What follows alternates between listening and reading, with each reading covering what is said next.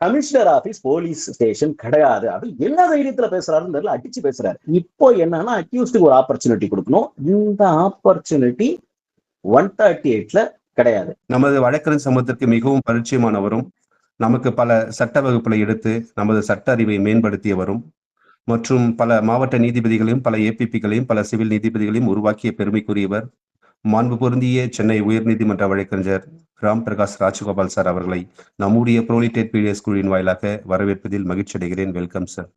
இன்றைய சிறப்பு நிகழ்வினை இனிதே துவங்குமாறு அழைக்கிறேன். Welcome sir. ஸ்டார்ட் பண்ணலாம். இந்த செஷன் வந்து நம்ம கண்டினியூவேஷன் ஆஃப் ஃபர்ஸ்ட் செஷன் தான். போனதுல என்ன பார்த்தோம்னா, பிஎன்எஸ்எஸ்ல கம்பல்சரியா என்னென்ன சேஞ்சஸ் பண்ணிருக்கிறாங்க, அது இங்க ஏபிபி எக்ஸாம்லயோ அல்லது எனி ப்ரிலிமினரி எக்ஸாம்ல கம்பல்சரியா வரக்கூடியது. ஸோ 4 பாயிண்ட் மறந்துடாதீங்க. ஒன்னு, காப்பீஸ் எல்லாம் டிஜிட்டல் ஆக்கிட்டாங்க.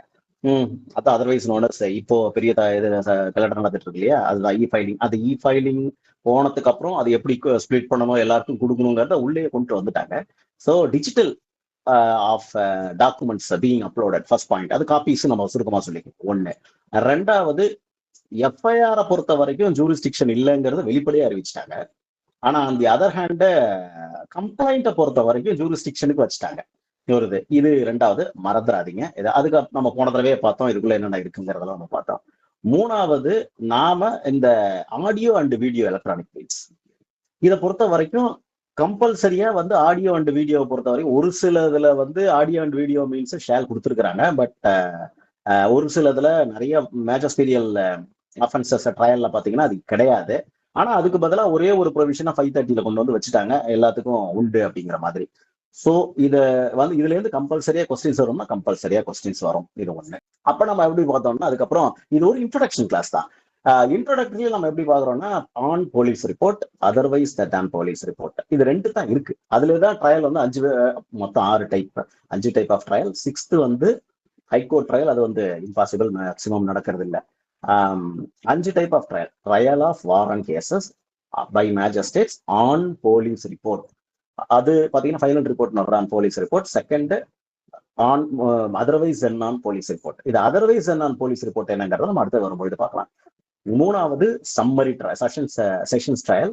4வது உங்களுக்கு சம்மன்ஸ் ட்ரையல். 5வது சம்மரி ட்ரையல். இந்த 5த்தையும் மனப்படமா வச்சுக்கோங்க. இதுக்குள்ள இருக்கிற sections from beginning to end, செக்ஷன்ஸை மட்டுமா ஃபர்ஸ்ட் ஞாபகம் வச்சுக்கோங்க. எனக்கு இப்போ அப்படியே மாறி இருக்கு, சேஞ்ச் ஆயிருக்குங்கிறதுனால நமக்கு நிறைய குழப்பம் வரலாம். இது ஒண்ணு, இது ஞாபகத்தில் வச்சுக்கோங்க. எக்ஸாம் எழுத போகும்போது type of trials 5 type of trials தான். இதுக்குள்ளேயே வந்தா சுத்தி வரும் நமக்கு. ஸோ அப்போ ஆன் போலீஸ் ரிப்போர்ட்ல எப்படி ஆரம்பிக்கும் அப்படின்னா, ஃபர்ஸ்ட் இன்ஃபர்மேஷன்ல ஆரம்பிக்கும். நம்ம போன தடவை பார்த்தோம், இன்ஃபர்மேஷன்ல இருந்து ஃபைனல் ரிப்போர்ட் வரைக்கும் எப்படின்னா ஒரு ஜிஸ்ட் மாதிரி ரிட்ரேட் பண்றேன். இன்ஃபர்மேஷன் கொடுக்கலாம், அது காக்னிசபிள் அஃபென்ஸோ நான் காக்னிசபிள் அஃபென்ஸோ. அதுக்கு இன்ஃபர்மேஷனை பொறுத்த வரைக்கும் காக்னிசபிள் அஃபென்ஸ் தான் கம்பல்சரியா இன்வெஸ்டிகேஷனுக்கு போயிடுவாரு. ஒருவேளை நான் காக்னிசபிள் அஃபென்ஸா இருந்தா மேஜிஸ்ட்ரேட்ட பர்மிஷன் கேட்கும். இன்ஃபர்மேஷன் ரிகார்டிங் காக்னிசபிள் அஃபென்ஸா இருந்தா அதுக்கு இன்ஃபர்மேஷன் கொடுத்து ஒருவேளை அவர் வேலை செய்யல, ஒர்க் பண்ண இன்வெஸ்டிகேஷன் ஆரம்பிக்கலன்னா மேஜிஸ்ட்ரேட் கிட்ட போவாங்க. டைரக்ஷன் கேட்டு, இன்வெஸ்டிகேஷன் டைரக்ஷன் கேட்டு. நல்லா கேளுங்க, இன்வெஸ்டிகேஷனுக்கு தான் டைரக்ஷன் கேட்பாங்க, எஃப்ஐஆர் போடுறதுக்கு டைரக்ஷன் கேட்கறது இல்லை. அந்த மாதிரி என்ன இன்வெஸ்டிகேஷன் தான். அதுக்கு முன்னாடி அவரோட மேலதிகாரிக்கு ஒன்று அனுப்புவாங்க. ஒரு இதே போல ஒரு இதை அனுப்பிடுறது உண்டு. இன்வெஸ்டிகேஷனுக்கு அவங்க கிட்டயும் டைரக்ஷன் நம்ம கேட்கலாம். ஸோ எய்தர் ஒன் ஆஃப் தம்.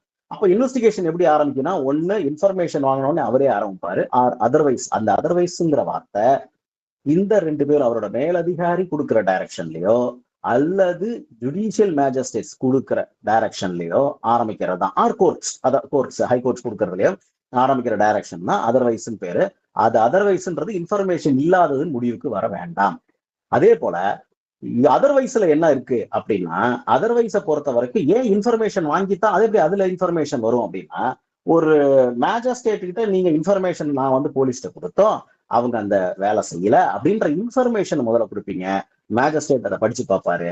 அதுக்கப்புறம் அவர் அப்ளிகேஷன் ஆஃப் ஜுடிஷியல் மைண்டுக்கு அப்புறம் தான் என்ன பண்ணுவாருன்னா டைரக்ஷனுக்கு அனுப்புவாரு. அப்போ இன்ஃபர்மேஷன் தான் எல்லாத்துக்கும் பேசுங்கிறதுனால அதர்வைஸ் அப்படிங்கிறதுலயும் இன்ஃபர்மேஷன் இஸ் மேண்டேட்டரி. ஸோ இது எக்ஸாம் பாயிண்ட் ஆஃப் வியூக்கும் கரெக்டா இருக்கும், அகடமிக்கும் கரெக்டா இருக்கும். ஒண்ணு. ஸோ இதை நம்ம போன தடவை பார்த்தோம். அதுல ஃபர்ஸ்ட் இன்ஃபர்மேஷன்ல ஆரம்பிக்குது. போலீஸ் ரிப்போர்ட் எப்படி வரும் அப்படிங்கிறதுல அடுத்தது என்ன வரும்னா இன்வெஸ்டிகேஷனை நம்ம டச் பண்ணோம். மூணாவதா என்ன பண்ணோம்னா போலீஸ் ரிப்போர்ட் எப்படி ஃபைல் பண்ணுவாங்கன்றத நம்ம பார்த்தோம். இதுல போன தடவை இந்த 3 நம்ம நிறுத்திட்டோம். அதர்வைஸ் நான் போலீஸ் ரிப்போர்ட்டுக்கு இன்னைக்கு தான் வர்றதா நம்ம சொன்னோம். இப்போ இது வந்து இன்ட்ரடக்ஷன் கிளாஸ்ங்கிறதுனால வெறும் பிரீஃபா தான் நான் ஒவ்வொன்றுத்தையும் சொல்லிட்டு போறேன். இல்லைன்னா ஒவ்வொன்றுத்தையும் நாம ஒரு நாள் எடுக்கிற மாதிரி வரும். சரி, போன தடவை நான் மிஸ் பண்ண ஒண்ணு இருக்கு. என்னன்னா what is mean by police station? ஏன்னா நோட்ஸ் உங்களுக்கு எல்லாருக்கும் வந்திருக்கும்னு நினைக்கிறேன். ஸோ அதுல பாத்தீங்கன்னா நான் ஒன்ன மிஸ் பண்ணிட்டேன். What is mean by police ஸ்டேஷன்ங்கிறத மிஸ் பண்ணிட்டேன். இதுல நான் ஒரு ஆக்சுவலி எங்க இருந்து இந்த போலீஸ் ஸ்டேஷன் ஆட் பண்ணணும் அப்படிங்கிற எண்ணம் எனக்கு வந்துச்சு. நான் இதுல எனக்கு வந்து ஒரு 2-3 பேர் என்ன பண்ணாங்கன்னா, சிம்பிள் நிறைய பேர் என்ன பண்ணாங்க, அகாடமிஸ்லாம் இந்த பணம் வாங்கிட்டு டீச் பண்ற அகாடமிஸ்ல ஒரு ரீல்ஸ் மாதிரி எடுத்துட்டு போடுறாங்க. நீங்க அதுல என்ன வருதுன்னா, ஒருத்தவர் ரொம்ப தைரியமா வந்து என்ன சொல்றாருன்னா, கமிஷனர் அவர்கிட்ட இன்ஃபர்மேஷன் கொடுக்க முடியாது, கமிஷனர் ஆபீஸ் போலீஸ் ஸ்டேஷன் கிடையாது, அப்படி என்ன தைரியத்துல பேசுறாருன்னு தெரியல, அடிச்சு பேசுறாரு. இதெல்லாம் பணம் கட்டி இந்த ஒரு பாயிண்ட், இந்த ஒரு 2 மினிட்ஸ் ரீல்ஸ் மாதிரி எடுத்துட்டு அவங்க அதுக்குள்ள கூப்பிட்டுக்கிறாங்க. அவங்கள்ட்ட போய் பணத்தை கட்டி கிளாஸ் எடுக்கும்போது இது போலவே அவங்க சொல்லி கொடுத்தாங்கன்னா, எக்ஸாம்பிளா போயிட்டு நீங்க இது போல எழுதுனீங்கன்னா மைனஸ்ல தான் போ. சரி, அப்ப எது what is true? Simple logic. இது வந்து நீங்க அந்த அவர் இப்பவும் அந்த இது இருக்குது. அந்த இதுல பாத்தீங்கன்னா what is mean police station போட்டாலே அது வருது. அதை நிறைய எடுக்கிறாங்க.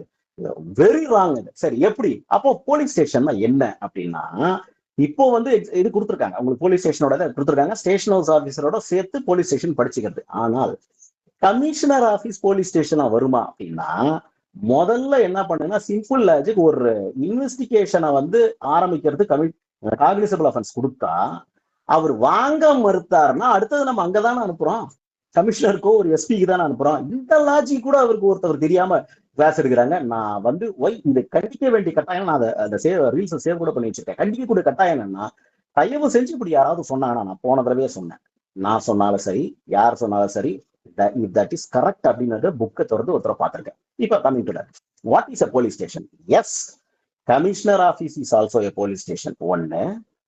Second, commissioner can receive information. Either way அவர் ஒரு போலீஸ் ஆபீசர், அவரோட கடமையில தான் வருது. இது இந்த கமிஷனரை ஸ்பெசிஃபை பண்ணி சொல்றதுக்கு ஒரு ரூலிங் இருக்கு, நான் கொடுத்துருக்கேன். Ramesh and others versus V Vijayakumar and others. இது மெட்ராஸ் ஹைகோர்ட் என்ன பண்றாங்க, 2017 அதை செட்டில் பண்றாங்க. இது ஒரு பிரச்சனையாவே யாரோ எடுத்துட்டு போகும்போது இது செட்டில் பண்ணி 100 பேராகிராஃப் கொடுக்குறாங்க, ஜட்மெண்ட் எழுதி. ஆமா கமிஷனரும் போலீஸ் ஸ்டேஷன் தான், அவர் இருக்கிற ஆபீஸ் போலீஸ் ஸ்டேஷன் தான், அவரும் போலீஸ் ஆபீசர் தான், ஹீ கேன் ரிசீவ் இன்ஃபர்மேஷன் கொடுக்குறாங்க. எக்ஸாம் பாயிண்ட் ஆஃப் வியூக்கும் சரி, பிராக்டிக்கலுக்கும் சரி, அகாடமிக்கும் சரி, தரவா இருக்கணும். இதுல commissioner is a police officer, he can receive the information from the very informant or victim anybody. One. ரெண்டாவது, இப்போ முந்தானைக்கு கொடுத்த ஒரு ஜட்மெண்ட் ஜனவரி 8, இதை நோட் பண்ணி, இது சுப்ரீம் கோர்ட் கொடுத்துருக்காங்க. இதுல எண்ணிடல. என்னன்னா, தி ஜாயிண்ட் டைரக்டர் பிராக்கெட்ல ராயலசீமான் போட்டிருக்கேன், the joint director anti corruption bureau AP Andhra Pradesh and another versus Dayam Peda DAOA. நான் அனுப்பிடுறேன் உங்களுக்கு, ஏன்னா இது அவர்கிட்ட இல்லாதனால அவரால் காப்பி பேஸ்ட் பண்ணி கொடுக்க முடியாதுன்னு நினைக்கிறேன். Peda Rangarao etcetera. Criminal appeal numbers 122 to 134, criminal appeal numbers 122 to 134 of 2026. Date பாத்தீங்கன்னா ஜனவரி 8, 2026. சுப்ரீம் கோர்ட் டிவிஷன் பெஞ்ச் அவங்களோட சைட்டேஷன் சொல்றேன், INSC 2026, INSC Indian supreme court 37. இதுல ரொம்ப தெளிவா சொல்றாங்க, போஸ்ட் அவன் சொல்றது வேற போஸ்ட், லோக்கல் ஏரியா, எதெல்லாம் ஸ்டேட் கவர்மெண்ட் வந்து போலீஸ் அபிஷியல்ஸ் நிப்பாட்டி எதெல்லாம் ஸ்டேஷன் வைத்து அந்த இடத்துல இன்ஃபர்மேஷன் வாங்கக்கூடிய பொறுப்பை போலீஸுக்கு கொடுக்குறாங்களோ அந்த இடம் எல்லாமே போலீஸ் ஸ்டேஷனா அப்படின்றாங்க சுப்ரீம் கோர்ட்டால. சோ இது வந்து ஆந்திராவில இருந்து போனது. இந்த ஜட்மெண்ட் படிச்சுக்கோங்க. 4th பேராகிராஃப்ல எக்ஸ்பிளைன் பண்ணிக்கிறோம். ஆரம்பத்திலே வழக்கமா அது ஆர்குமெண்ட்ஸா தான் இருக்கும், ஆனா எடுத்துட்டு லீகல் பாயிண்ட் முதல்ல சொல்லிடுறோம் அப்படின்னு சொல்லி எக்ஸ்பிளைன் பண்ணிட்டு அப்புறம் தான் ஆர்குமெண்ட்ஸுக்குள்ளே போவாங்க. ஸோ அந்த கன்ஃபியூஷன் இல்ல எடுத்துட்டு ஆர்குமெண்ட்ஸ் தானே இருக்கும், நீ அதை பார்த்துட்டு சொல்றியா அப்படின்னு கேட்க டவுட் வேண்டாம். அதுல இருக்கு, அதுல ஆரம்பத்திலே லீகல் தான் சொல்லிடுறாங்க. ஸோ அதை நான் விட்டுட்டேன், இந்த தடவை அதை நான் உங்களுக்கு சொல்லிடுறோம். ஸோ போன தடவை நம்ம எதில் வரைக்கும் பார்த்தோம்னா காக்னிசபிள் வரைக்கும் பார்த்தோம், காக்னிசன்ஸ் வரைக்கும் பார்த்தோம். இந்த காக்னிசன்ஸ்ல குறிப்பா என்னன்னா இவங்க 138 கிடையாது, 138ல காக்னிசன்ஸ் ஆன் அஃபெண்டர் கிடையாது, ஆன் அஃபென்ஸ் தான். நான் இப்ப ஜட்மெண்ட் தரேன், அப்புறம் அந்த ஜட்மெண்ட்ல என்ன சொல்றாங்கன்றத பார்ப்போம்.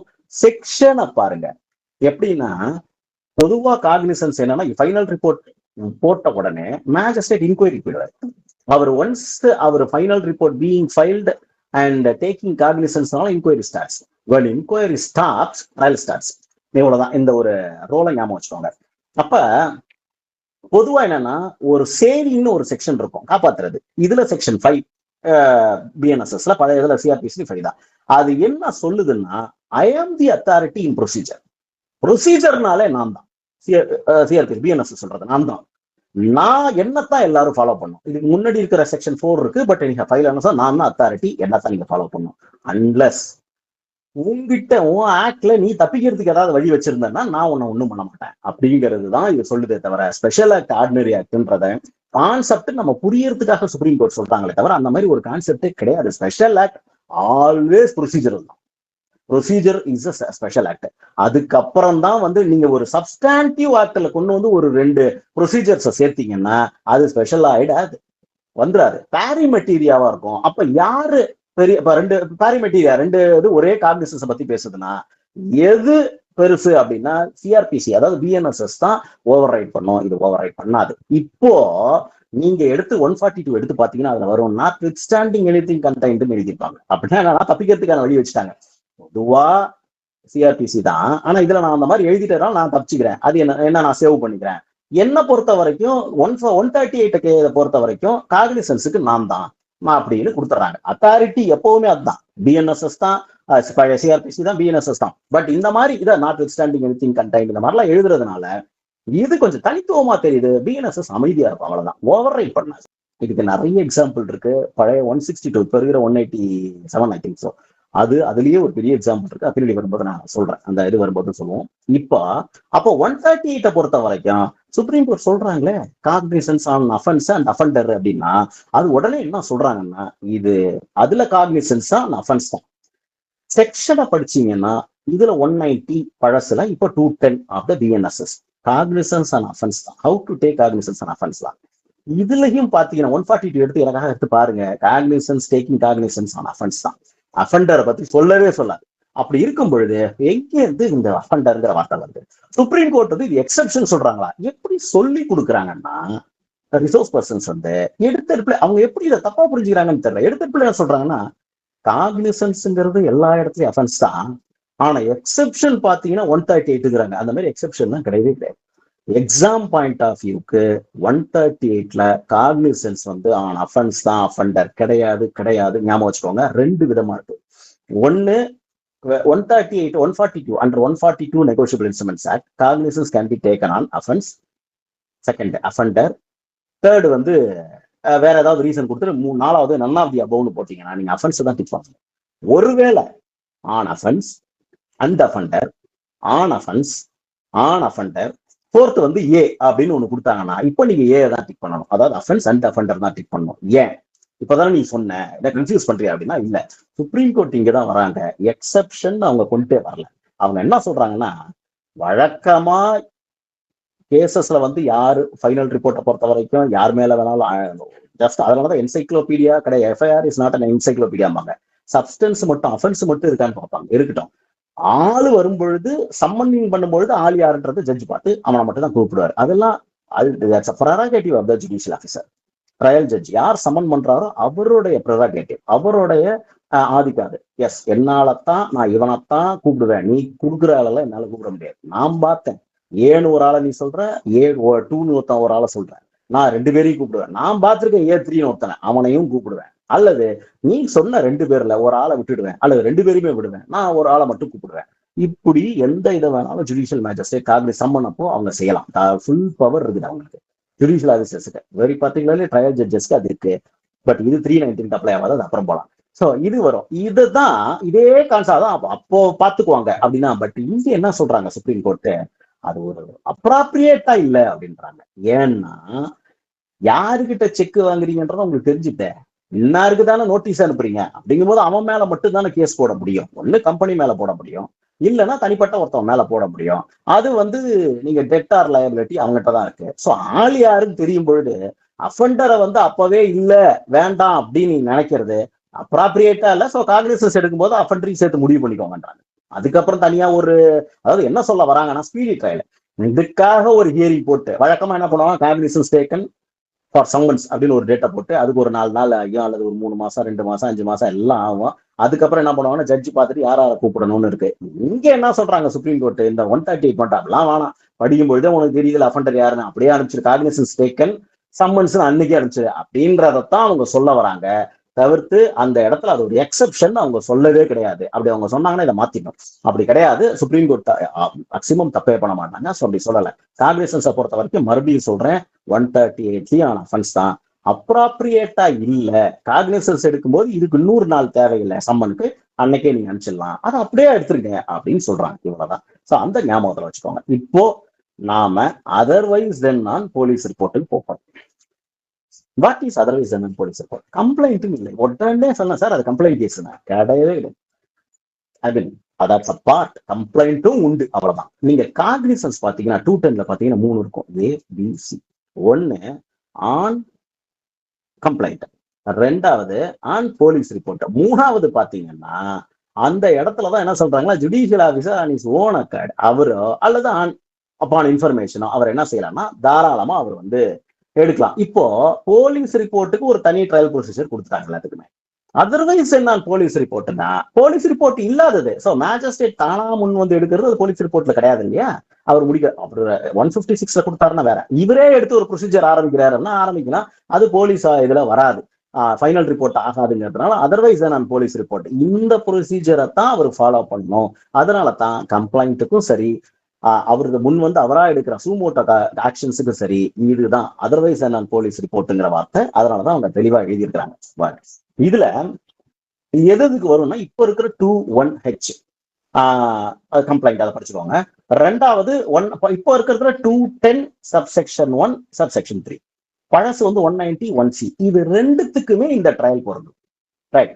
இது எப்படி வரும், எப்படி ஆரம்பிக்கும் இது அப்படின்னா ஒரு கம்ப்ளைண்ட்ல தான், ஒரு அலிகேஷன்ல தான் ஆரம்பிக்கும். அந்த அலிகேஷன் எப்படி இருக்கும் அப்படின்னா ஸ்பெசிபிக் ஃபார்மேட்லாம் கிடையவே கிடையாது.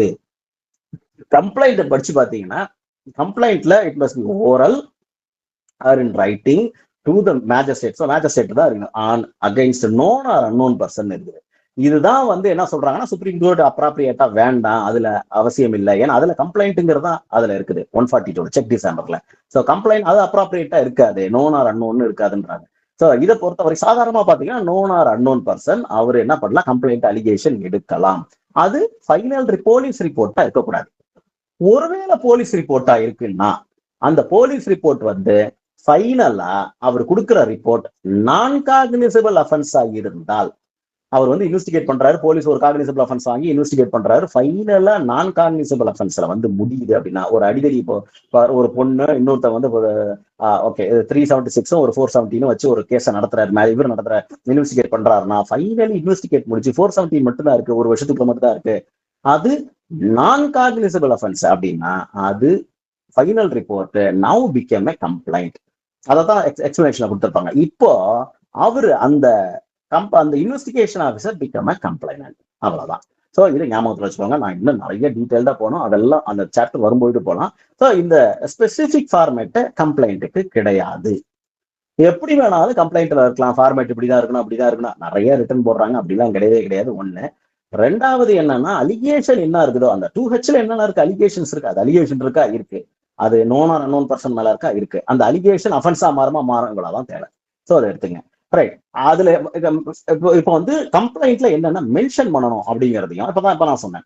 So allegations particulars of the offence committed by every accused and every role. உங்களுக்கு ஆள தெரியும் அப்படின்னா ஒவ்வொரு அக்யூஸ்ட் என்னென்ன ரோல் பிளே பண்ணான்றது நீங்க சொல்லணும்ன்றாங்க.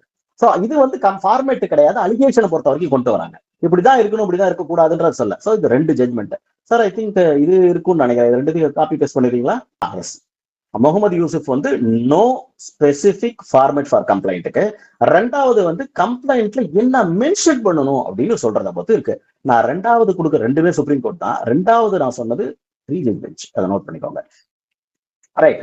இப்போ நாம போன தடவை நம்ம பார்த்தோம் ஜூரிஸ்டிக்ஷனை பொறுத்த வரைக்கும் அவங்க காம்படன்ட் மேஜிஸ்ட்ரேட் அண்ட் ஜூரிஸ்டிக்ஷனல் மேஜிஸ்ட்ரேட்டுக்கு பயங்கர கிளாஷ் இருக்குன்றத பார்த்தோம். நான் அதை திருப்பி உங்களுக்கு வந்து அதை ரிப்பீட் பண்றதுக்கு நான் விரும்பல. ஸோ கம்ப்ளைண்ட்டை பொறுத்த வரைக்கும் என்ன பண்ணுவாங்கன்னா ஃபர்ஸ்ட் இந்த மாதிரி அதர்வைஸ் என்ன போலீஸ் ரிப்போர்ட்ல கம்ப்ளைண்ட் வாங்குவாங்க. கம்ப்ளைண்ட் வந்து அலிகேஷன் இருக்கான்னு பார்ப்பாங்க. அப்ளிகேஷன் ஆஃப் ஜுடிஷியல் மைண்ட் இருக்கான்னு பார்ப்பாரு. ரெண்டாவது ஸ்வான் ஸ்டேட்மெண்ட் அதுல இருக்கிறது எடுக்கிறாங்க. இப்போ என்னன்னா அக்யூஸ்டுக்கு ஒரு ஆப்பர்ச்சுனிட்டி கொடுக்கணும். இந்த ஆப்பர்ச்சுனிட்டி 138ல கிடையாது. வந்திருக்கு. ஓகே, இது வந்து இதுல கிடையாது. 138ல இந்த ஆப்பர்ச்சுனிட்டி கிடையாது. ஸோ 138ல ஏன் அந்த ஆப்பர்ச்சுனிட்டி கிடையாதுன்னா அதுவே நாட் வித்ஸ்டாண்டிங் கிளாஸ்ங்கிறதுனால இந்த ப்ரொசீஜர் அதுக்கு வேண்டியது இல்லை. அது 142ல அதுவே இருக்குங்கிறதுனால அவங்களே கொடுத்துக்கிறாங்க. அந்த ப்ரொசீஜரே ஃபாலோ பண்ணுங்க அப்படின்றத சொல்றாங்க. கம்ப்ளைண்ட்டை பொறுத்த வரைக்கும் ஓவரால் அலிகேஷன் வந்து அகைன்ஸ்ட் பர்சன் அப்படிங்கிறது இங்க பொருந்தாது, வேண்டாம் அப்படிங்கிறாங்க. ஏன்னா காக்னிசன்ஸ்ல அது அப்ராப்ரியேட்டா இல்லைன்றதான் சுப்ரீம் கோர்ட் சொல்றாங்க. அதை நம்ம சொல்லிட்டோம். ஸோ அந்த மாதிரி வந்ததுக்கு அப்புறம் இது செகண்ட் பாயிண்ட், இது ஃபர்ஸ்ட் பாயிண்ட். அதுக்கப்புறம் இதே பப்ளிக் சர்வெண்ட் மேல இருந்துச்சுன்னா அவங்க கிட்ட அப்போவே அலிகேஷன் எனி அஃபென்ஸ், ஒரு பப்ளிக் சர்வெண்ட் எந்த தப்பு பண்ணியிருந்தாலும் அவர் மேல கம்ப்ளைண்ட் கொடுக்கும் பொழுது ஜாகிரதையா இருங்க. அது வந்து அவர்கிட்ட வாங்கிக்கிங்க. அவர்கிட்ட அவ்வளவு சீக்கிரம் இல்லை, அவர்கிட்ட ஒரு எழுத்துப்பூர்வமா உன் மேல அப்படி ஒரு கம்ப்ளைண்ட் வந்திருக்கு, நீ என்ன சொல்றேன்னு கேட்டுக்குங்க அப்படின்னு சொல்லி ஆரம்பத்திலே ஒரு செக்மெண்ட் வைக்கிறாங்க. இது எனி அஃபென்ஸ்ங்கிற வார்த்தை எந்த அளவுல போய் முடியும்ன்றது எனக்கு தெரியல. சோ அது ஒண்ணு இருக்கு. இதுதான் கம்ப்ளைண்ட்டை பொறுத்த வரைக்கும் இப்ப இருக்கிற அப்டேட். அடுத்தது என்னன்னா காம்படன்ட் மேஜிஸ்ட்ரேட். இந்த காம்படன்ட் அப்படிங்கிற வார்த்தையும் உள்ள ப்ராப்பர்ங்கிற வார்த்தையும் ஒண்ணுதான். அதாவது காம்படன்ட்னா எல்லா மேஜிஸ்ட்ரேட்டும் காம்படன்ட் தான். ஜூரிஸ்டிக்ஷனல் மேஜிஸ்ட்ரேட் மட்டும் இல்ல, எல்லா மேஜிஸ்ட்ரேட்டும் காம்படன்ட் தான். போன தடவை ஒரு ரூலிங் கொடுத்தேன், ஐ திங்க் நீங்க படிச்சிருப்பீங்கன்னு நினைக்கிறேன். அதுல ஒரு தாசில்தார் ஒரு 156 டைரக்ஷன் கொடுக்குறாரு. அந்த 156 டைரக்ஷன் பேஸ் பண்ணி எஃப்ஐஆரும் பதிவு பண்றாங்க, ரெஜிஸ்டர் பண்றாங்க. ஆனா எக்ஸிக்யூட்டிவ் மேஜிஸ்ட்ரேட்டுங்கிறதுல கொடுக்குறாரு, அவர்ல கொடுக்குறாரு, எஃப்ஐஆர் ரெஜிஸ்டர் பண்றாங்க. அது சுப்ரீம் கோர்ட் வரும் பொழுது சுப்ரீம் கோர்ட்ல கொஸ்டினே என்ன ஃப்ரேம் பண்றாங்கன்னா வெதர் ஹி இஸ் காம்படன்ட்னு ஃப்ரேம் பண்ணிட்டு கீழே என்ன பண்றாங்கன்னா இவங்க எல்லாம் கொடுக்க முடியாது, ஒன்லி மேஜிஸ்ட்ரேட்ஸ் ஜுடிஷியல் மேஜிஸ்ட்ரேட்ஸ் தான் கொடுக்க முடியும் அப்படின்னு சொல்லி முடிச்சிடறாங்க. ஸோ டிஸ்ட்ரிக்ட் மேஜிஸ்ட்ரேட்டோ எக்ஸிக்யூட்டிவ் மேஜிஸ்ட்ரேட்டோ கொடுக்க முடியாது. அப்போ அவங்க காம்படன்ட் இல்லை. அப்போ அவங்க எங்க அனுப்பணும் அப்படின்னா இப்போ ஜூரிஸ்டிக்ஷனல் மேஜிஸ்ட்ரேட்டுக்கு அனுப்புங்க அப்படின்றாங்க. இப்ப எங்க வருதுன்னா என்ன சிக்கல் வருதுன்னா அது கரெக்ட் தானே. இப்போ காம்படன்ட் மேஜிஸ்ட்ரேட் வந்து அவர் இல்லைங்கும் பொழுது ஜூரிஸ்டிக்ஷனல் மேஜிஸ்ட்ரேட்டுக்கு அனுப்புறது தப்பு இல்லைல்ல அப்படின்னு சொல்லும் பொழுது இங்க எங்க சிக்கல் வருதுன்னா அப்ப ஜூரிஸ்டிக்ஷனல் மேஜிஸ்ட்ரேட் மட்டும்தான் காம்படன்ட்டா, அவருக்கு பக்கத்திலே ஒரு மேஜிஸ்ட்ரேட் இருந்தாருன்னா அவர் காம்படன்ட் இல்லையா அப்படின்னா எல்லா மேஜிஸ்ட்ரேட்ஸும் காம்படன்ட் தான். இந்த இடத்துல இது தேவையில்லை, பட் வந்தாச்சு. சோ ஹேவிங் ஜூரிஸ்டிக்ஷன் ஒரு வார்த்தை இருக்கு. அது ப்ராப்பர் கோர்ட்டுக்கு வேற நீங்க அதுல சொல்றாங்க. ப்ராப்பர்னா ப்ராப்பர் காம்படன்ட் கோர்ட் அப்படின்னா நான் ப்ராப்பர் கிடையாது, அப்போ பக்கத்துல இருக்கிற மேஜிஸ்ட்ரேட் இம்ப்ராப்பர், இவர் இன்காம்படன்ட். ஜூரிஸ்டிக்ஷனல் மேஜிஸ்ட்ரேட் மட்டும் தான் காம்படன்ட் அந்த ப்ராப்பர்னு அர்த்தம் வருது. சோ அது மாதிரி இல்லாம இருக்கிற அது இது எந்த அளவுல சிக்கல்ல கொண்டு போய் விட போகுதுன்னு தெரியல. பட் அகடமிக்கா நான் சொல்றேன், எக்ஸாம் பாயிண்ட்ல அப்படி ஞாபகம் வச்சுக்க வேணாம். Competent and proper கோர்ட்னா jurisdiction note பண்ணிக்கோங்க, அவ்வளவுதான், வேற வழி இல்லை.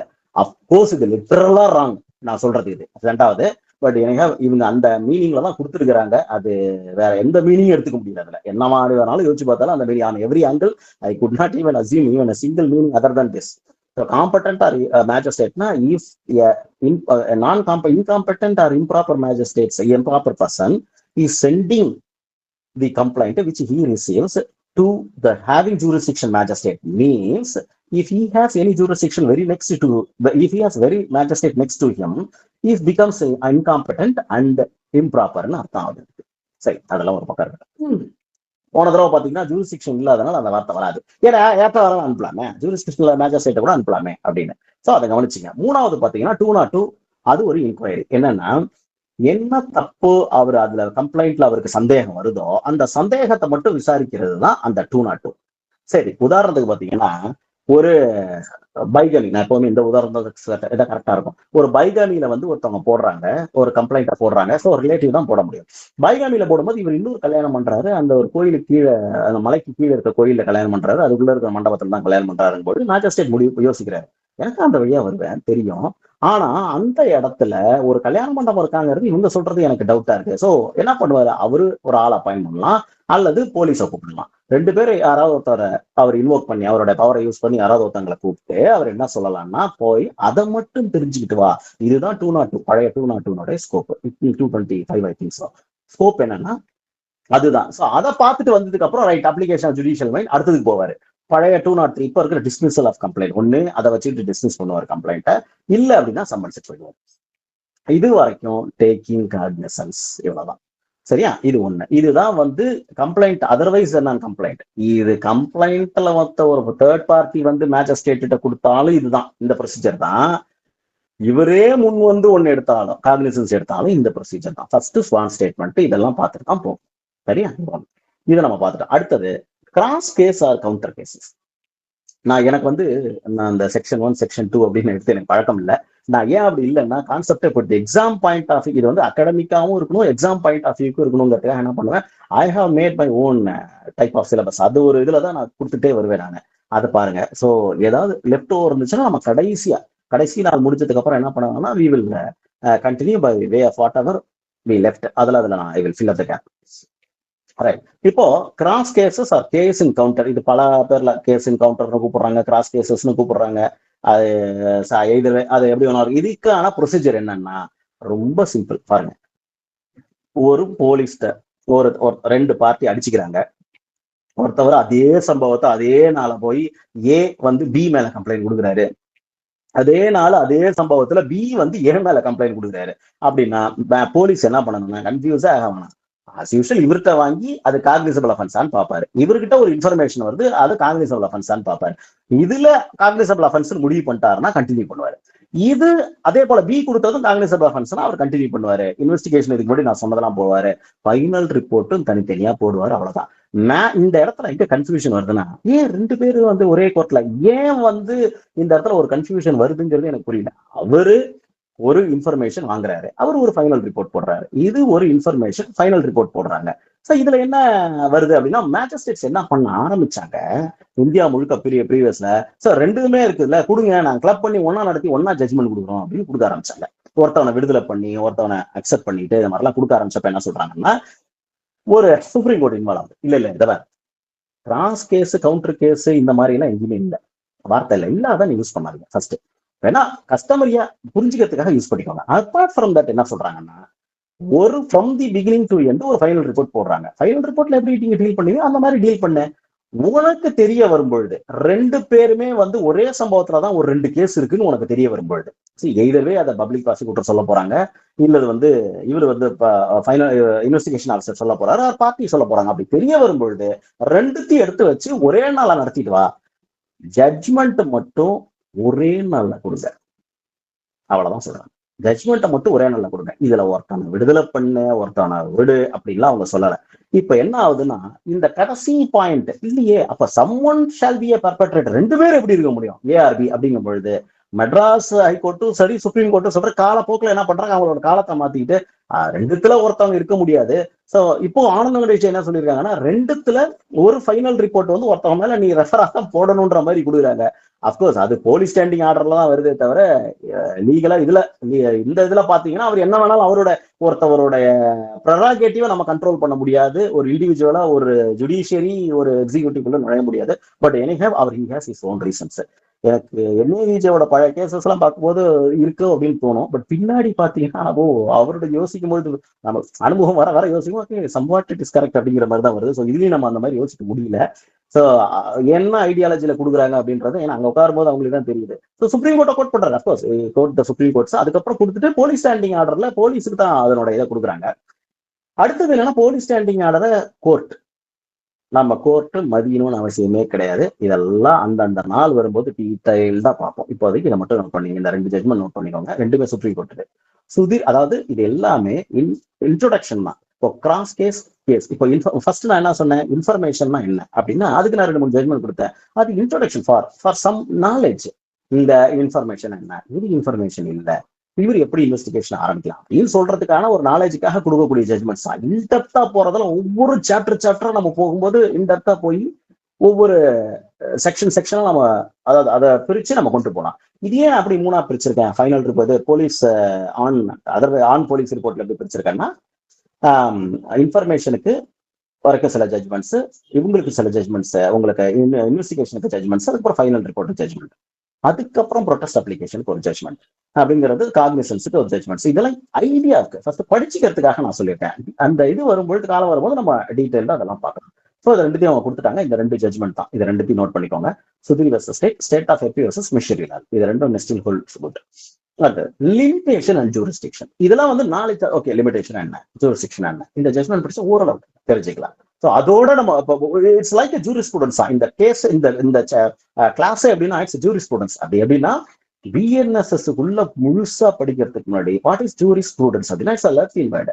லத்தீன் வேர்டு ஜூரிஸ் அப்படின்னா லா, ப்ரூடன்ஸ்னா நாலேஜ், லா, நாலேஜ் அபவுட் லா. அது மாதிரி இது நாலேஜ் அபவுட் பிஎன்எஸ்எஸ்க்கு நாம ஒரு பிஎன்எஸ்எஸ் முழுசா படிக்கிறதுக்கு முன்னாடி அதோட சம்மரி பாக்குறோம்ல, அவ்வளவுதான் இது. ஸோ பிஎன்எஸ்எஸ்க்குள்ள என்னென்ன சாப்டர்ஸ் இருக்கு, அதோட சம்மரியா என்ன, அதுதான் இப்ப நம்ம பாக்குறோம்.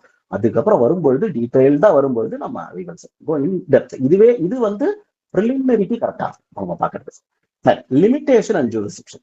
இப்போ லிமிடேஷன் வந்து என்னன்னா சொல்ற சாப்டர்ஸ் நோட் பண்ணிக்கோங்க. அது சாப்டர் அண்ட் செக்ஷன் நீங்க எழுதியாகும். Chapter 38 513 to 519. நான் சிஆர்பிசி நான் கொண்டு போல, பட் என்னால அதையும் சேர்த்து சொல்லணும், நான் சொல்றேன், அது தனியா இருக்கட்டும். சாப்டர் வந்து பழசு வந்து 36 467 இருந்து 473 பழசு. இப்போ சாப்டர் 38 செக்ஷன்ஸ் வந்து 513 513 to 519. இதை பொறுத்த வரைக்கும் ஒரு ஜட்மெண்ட் பாருங்க.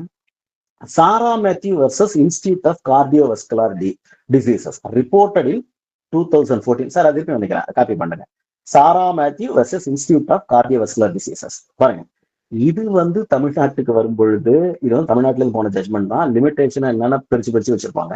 பட் இது தமிழ்நாட்டுல வரும்பொழுது ஜூரிஸ்டிக்ஷன் பாயிண்ட் வரும்போது என்ஏவி ஜெயலட்சுமி ஆனந்த கணேஷ் என்ன பண்ணிருப்பாங்கன்னா, இது ஒரு இடத்துல கோட் பண்ணாங்க, ஒரு இடத்துல கோட் பண்ண மாட்டாங்க. அது வரும்பொழுது ஏன் அப்படிங்கிறத நம்ம பார்க்கலாம். பட் ஒரு ஐடியா அபவுட் லிமிடேஷனுக்கு ஜட்மெண்ட் படிச்சுக்கலாம். ஆல்ரெடி செட், நான் ஏற்கனவே சொன்னேன், ஒவ்வொரு கிளாஸ்லயும் சொல்லுவேன். நான் சொல்றேன், யாராவது ஒரு ரிசோர்ஸ் பர்சன் சொல்றாங்கிறதுக்கோசரம் அது கரெக்ட்ன்ற நினைச்சிட வேண்டாம். அதை எடுக்கும் பொழுது அது தொடர்பா வேற ஏதாவது ரிலேட்டட் சர்ச்சஸ் உங்களுக்கு கிடைச்சதுன்னா அதையும் நோட் பண்ணிக்கோங்க. நான் சொன்னாலும் சரி, யார் சொன்னாலும் சரி, your wisdom is the ultimatum, பார்த்துக்கோங்க. ரைட்டா? சரி, அடுத்தது இது வந்து லிமிடேஷனை பொறுத்த வரைக்கும். இப்ப லிமிடேஷன் நல்லா கேளுங்க, ஒரே ஒரு பாயிண்ட் மட்டும் சொல்லிட்டு போறேன். லிமிடேஷன் ஃபைல் பண்றதுக்குலாம் லிமிடேஷன் கிடையவே கிடையாது. ஒரு ஃபைனல் ரிப்போர்ட்டை கொண்டு வந்து ஃபைல் பண்ணும்போது நீ ஃபைல் பண்ண முடியாதுன்னு சொல்ல மாட்டார் மேஜிஸ்ட்ரேட். ஒரு கம்ப்ளைண்ட்டை கொண்டு வந்து கொடுக்கும்போது என்ன எத்தனை வருஷம் கழிச்சு கொடுக்குற அப்படின்னு சொல்ல மாட்டார், வாங்கிப்பார். அதனால ஃபைலிங்க்கு லிமிடேஷன் பாயிண்ட்ங்கிறது கிடையாது. Except high court or revisional court or appellate court, இது ரெண்டுத்தையும் தனியா வச்சிருங்க. நான் பார்க்க போறது கம்ப்ளைண்ட் இதை பத்தி தான் நம்ம பார்த்துட்டு இருக்கோம். இது ரெண்டுத்துக்கு என்னன்னா என்ன நீ கன்ஃபியூஸ் பண்ற என்ன அப்படின்னா, செக்ஷனை பாத்தீங்கன்னா என்ன சொல்லுவாங்கன்னா காக்னிசன்ஸுக்கு தான் லிமிடேஷன். இப்போ வந்து 10 வருஷத்துக்கு அப்புறம் ஒருத்தர் கம்ப்ளைண்ட் கொடுத்தாலும் வாங்காமலாம் இருக்க முடியாது. ஸ்பெசிபிக்கா மெட்ராஸ் ஹைகோர்ட்டும் கொடுக்குறாங்க. Magistrate has no power to return under the CrPC. இப்ப இருக்க பிஎன்எஸ்எஸ்லயும் அதேதான். ரிட்டர்ன்லாம் பண்ண முடியாது, வாங்கி வச்சுக்கிட்டு ப்ரொசீஜரை ஃபாலோ பண்ணி either dismiss the complaint or summon the accused, இவ்வளவுதான். பட் என்டர்டைனிங் த கம்ப்ளைண்ட்ங்கிறதோ என்டர்டைனிங் த ஃபைனல் ரிப்போர்ட்டையோ திருப்பி அனுப்ப முடியாது. அதெல்லாம் நீங்க ஃபைலே பண்ணிட கூடாது. But there is an one exception, பழசு 167(5) பழசுல அப்படிங்கிறத சம்மன்ஸ் கேசஸ்ல மட்டும் இருக்கு. 6 மாசத்துக்குள்ள ஃபைனல் ரிப்போர்ட்டை ஃபைல் பண்ணணும். இப்போவும் அதை வாங்கணும் கையில. முதல்ல வாங்கிடணும். எதா இருந்தாலும் ரிட்டர்ன்லாம் பண்ண முடியாது, கோர்ட்டுக்கு சீல்லாம் வச்சு எடுத்துருவாங்க. காக்னிசன்ஸ் வரும்பொழுது அந்த லிமிடேஷன் பாயிண்ட் வரும். ரைட்டா? ஸோ அதை ஞாபகம் வச்சுக்கோங்க. ஃபைலிங்க்கு லிமிடேஷன் ப்ராப்ளம் இல்லை, காக்னிசன்ஸுக்கு தான். தயவு செஞ்சு ஒரு தடவைக்கு 2 தடவை செக்ஷனை படிச்சிருங்க. இந்த செக்ஷன்ஸை ஒரு தடவையாவது ஒரு தடவை உள்ள தரவ் இன் லாங்கிறது அதுதான். ஜட்ஜ்மெண்ட்ஸ் பாயிண்ட் ஆஃப் வியூங்கிறதோ ஒரு ரிசோர்ஸ் பர்சன் சொல்றதுங்கிறது வேற. நாம தரவுங்கிறது நாம ஒரு தடவையா படிச்சாதான் அந்த தைரியம் வரும் நமக்கு. ஃபர்ஸ்ட் யாரையும் போட்டி போடக்கூடிய தைரியம் வரும், பார்த்துக்கோங்க. ஒண்ணு. ஜூரிஸ்டிக்ஷன் அடுத்த பாயிண்ட். நான் இந்த சாப்டர் என்னன்னா லிமிடேஷன் அண்ட் ஜூரிஸ்டிக்ஷன் தான். ஜூரிஸ்டிக்ஷனை பொறுத்த வரைக்கும் என்னன்னா செக்ஷன்ஸ் வந்து இப்ப இருக்கிறதுல 197 to 209. பாருங்க, மறுபடியும் சொல்றேன், பழசுல வந்து இதுலயும் ஒரு பெரிய மிஸ்டேக் பண்ணிருக்காங்க. டில் டேக்கிங் காக்னிசன்ஸ் கிரிமினல் கோர்ட்டுக்கு ஜூரிஸ்டிக்ஷனே கிடையாது. அங்க ஹேவிங் ஜூரிஸ்டிக்ஷன் வச்சுக்கோங்க, இங்க எலாபரேட்டா இங்க வச்சிருக்கோம். சரி, பரவாயில்ல, இந்த செக்ஷன்ஸை படிச்சுக்கோங்க, அது வரும்பொழுது நம்ம அதை பார்ப்போம். பட் எக்ஸாம் பாயிண்ட் ஆஃப் வியூக்கு இந்த செக்ஷன்ஸ் இருக்கு. காக்னிசன்ஸ் எடுக்கிறதுக்கு வரைக்கும் கிரிமினல் கோர்ட்ஸுக்கு, ஏன்னா இந்தியா முழுக்க ஒண்ணு தானே, அது மாதிரி இல்லைன்றது. பட் இப்போ வந்து உங்களுக்கு கம்ப்ளைண்ட்டுக்கு ஜூரிஸ்டிக்ஷன் வச்சிருக்கிறேன். ரைட். இதை பொறுத்த வரைக்கும் ஒரு ஜூரிஸ்டிக்ஷன்னா என்ன அப்படின்னு ஐடியாவுக்கு நான் இந்த ட்ரைசன்ஸ் கெமிக்கல் இது இன்னும் ஓவர் ரூல் ஆகல, இந்த வரைக்கும் ஓவர் ரூல் ஆகல. ஆனா அதை படிச்சுக்கோங்க. இதுக்கு ஏன்னா ஒரு அகைன்ஸ்ட் இன்னமும் நிக்கிறது ஒண்ணு. ரெண்டாவது Rasiklal Dalpatram Thakkar versus state of Gujarat. FIR கொண்டு போய் எங்க வேணாலும் ரெஜிஸ்டர் பண்ணலாங்கிறது அப்பவே சரி. இதுக்கு முன்னாடி ஒன்று கவர்னு ஒன்று ஜட்மெண்ட் சுரேந்தர் கவுர்னு எதை கொடுத்துருப்பேன். பட் இதையும் பாருங்க, இந்த 2 ஜட்மெண்ட் படிச்சிட்டீங்கன்னா லிமிடேஷனை பொறுத்த ஜூரிஸ்டிக்ஷனை பொறுத்த வரைக்கும் ஒரு ஐடியா வரும். இது இல்லாம கிளாசிக் ஜட்மெண்ட் இன் தமிழ்நாடு அவர் பிஎன்பிஜே கொடுத்துருப்பாங்க. ஒரு இடத்துல இருந்து இன்னொரு இடத்துக்கு டிரான்ஸ்போர்ட் போறாங்க, ஒரு இடத்துல போறாங்க இன்னொரு இடத்துல, அந்த போற வழியில வயா மீடியால ஏதாவது ஒரு அஃபென்ஸ் நடக்குதுன்னா அது எங்க வரும் அப்படிங்கிறது அது வரும்பொழுது நம்ம பார்க்கலாம். ரைட், இது வரைக்கும் நம்ம பார்த்தது இல்லை. கில் இன்கொயரி, ரைட்டா? இது என்ன வரும்னா போலீஸ் ரிப்போர்ட் எது வரைக்கும் வரும், காக்னிசன்ஸ் எது வரைக்கும். ஸோ அது வரைக்கும்ங்கிறதெல்லாம் இது வரைக்கும் பார்த்தது எல்லாமே உங்களுக்கு கில் இன்கொயரி. இப்போ இன்கொயரியில என்னென்ன வரும் அப்படிங்கிறது. ஸோ என்கொயரியில என்ன பண்ணுவாரோ, என்கொயரி பிகம்ஸ் காமன், எல்லாத்துக்குமே காமன் தான். என்னென்ன இருக்கு என்கொயரியை பொறுத்த வரைக்கும் என்னென்ன இருக்கும்னா, sections cognizance major role 210 to 222 sections 210 to 222. இது டேக்கிங் காக்னிசன்ஸ். ஸோ காக்னிசன்ஸ் இதுலதான் இதை மேஜர் ரோல் பிளே பண்ணுது இன்கொயரியோட ஃபர்ஸ்ட் ஸ்டெப். அடுத்தது டேக்கிங் காக்னிசன்ஸ்னா என்ன அப்படிங்கிறத நாம சார் சிம்பிளா சொல்லணும்னா, taking cognizance is different from cognisance taken. So அது 2 காக்னிசன்ஸ் பயங்கரமா அப்டேட் ஆகி வளர்ச்சி அடைச்சு வந்துட்டு இருக்கு அந்தந்த இதுக்கு தகுந்த மாதிரி. ஸோ இது taking cognizance is different from cognizance டேக்கன்ங்கிற ஒரு வியூ எடுத்துக்கிறாங்க. இது என்ன, அது ரெண்டுத்துக்கு என்ன டிஃபரெண்ட், காக்னிசன்ஸ் இது வரணும், இது ஒரு 2 நாள் போயிடும். ஸோ அது வரும்பொழுது நம்ம அந்த இதில் பார்ப்போம். ரைட், இது சம்பந்தமா ஒரு ஜட்ஜ்மெண்ட்ஸ் நான் ஒரு சிலதை சொல்றேன். நான் அதை நல்லா கவனமா படிச்சுங்க, ஒரு ஐடியா கிடைக்கும். ஒண்ணு, டேக்கிங் காக்னிசன்ஸ்ங்கிறது நான் என்ன சொல்றேன்னா, காக்னிசன்ஸ் ஃபைனல் ரிப்போர்ட் ஃபைல் பண்றாங்க, அதுக்கப்புறம் ஜட்ஜ் அதை ஃபைனல் ரிப்போர்ட்டை படிப்பார். முதல்ல என்ன பண்ணுவாருன்னா படிப்பார். காக்னிசன்ஸ் எடுத்து படிச்சீங்கனால அது என்ன, எதுக்கு அந்த செக்ஷன் வச்சிருக்காங்கன்னா படிப்பா அப்படிங்கிறது அது. So application of judicial mind, அந்த இடத்துல அப்ளிகேஷன் ஆஃப் மைண்ட் எல்லாம் கிடையாது, அப்ளிகேஷன் ஆஃப் ஜுடிஷியல் மைண்ட், அதை படிப்பா அப்படிங்கிறத சொல்றாங்க. ஒண்ணு. ரெண்டாவது, கம்ப்ளைண்ட் ஃபைல் பண்ணா படிக்க தான் செய்யணும். அவரு வெறுமா கம்ப்ளைண்ட்டை படிச்சுட்டு அடுத்தது ஸ்வான் ஸ்டேட்மெண்ட் போவாரு, அதுல என்ன கிடைக்குதோ அந்த டாக்குமெண்ட்ஸ் எல்லாம் எடுத்து அவர் படிக்க, ஏன்னா அவருக்கு யூஸ் கலெக்டிங் இது இல்லையா. ஸோ அப்போ காக்னிசன்ஸ் எடுக்கிறது அந்த ஸ்டேஜ் முடிகிற வரைக்கும் அது இன்கொயரி கிடையாது. காக்னிசன்ஸ் எப்போ முடியுதோ அதுல இருந்து இன்கொயரிங்கிறாங்க. ரைட், இது ஒரு பக்கம். கம்ப்ளைண்ட்டை பொறுத்த வரைக்கும் கம்ப்ளைண்ட் வாங்கின உடனே அடுத்தது அவர் ஸ்டார்ட் பண்றாரு இல்லையா, ஸ்வான் ஸ்டேட்மெண்ட் ஆரம்பிக்கிறாரு இல்லையா, அது இன்கொயரி அப்படின்னு ஒரு செட் ஆஃப் ரூலிங் இருக்குது, பாத்துக்கோங்க. But taking cognisance common context என்னன்னா ரெண்டுத்துக்குமே டேக்கிங் காக்னிசன்ஸ், அதாவது காக்னிசன்ஸ் எடுத்து கொண்டிருக்கிறார் இல்லையா, மேஜிஸ்ட்ரேட் படிச்சுட்டு இருக்கிறார் அப்படிங்கிறார் இல்லையா, அப்போ அதாவது ஒரு முடிவுக்கு வரல, அவர் அஃபென்ஸ் இருக்கா இல்லையா, ஆன் அஃபென்ஸ் தான் இல்லையா, அது அஃபென்ஸ் இருக்கான்னு முடிவுக்கு வரல. அப்ப அது வர்ற வரைக்கும் அது இன்கொயரி கிடையாது. அதுக்கப்புறம் தான் அவர் இன்கொயரி ஆரம்பிப்பாரு. ஸோ அவர் முதல்ல படிச்சு பார்த்துட்டு ஒரு முடிவுக்கு வந்தா தான் விசாரிக்க ஆரம்பிப்பாரு. ஸோ படிச்சுட்டு இருக்கிற காலத்துல அது இன்கொயரி இல்லை அப்படின்றது சொல்றாங்க. அது SWIL limited versus state of Delhi அப்படி சார் கொடுப்பாரு. அது ஒண்ணு. அடுத்தது காக்னிசன்ஸ்ங்கிறது அப்போ ஒரு ஆர்டர், ஜுடிஷியல் ஆர்டர் எழுதுறாங்க. காக்னிசன்ஸ் எடுத்துட்டேன் அப்படின்னு எழுதுறது ஒரு ஜுடிஷியல் ஆர்டரானா ஆமா அப்படின்னா cognizance taken so and so எழுதுறாங்க. ஒரு சில ஜுடிஷியல் மேட்ச் ரொம்ப டீட்டெயிலாவே எழுதுறாங்க. Cognizance taken on so and so sections,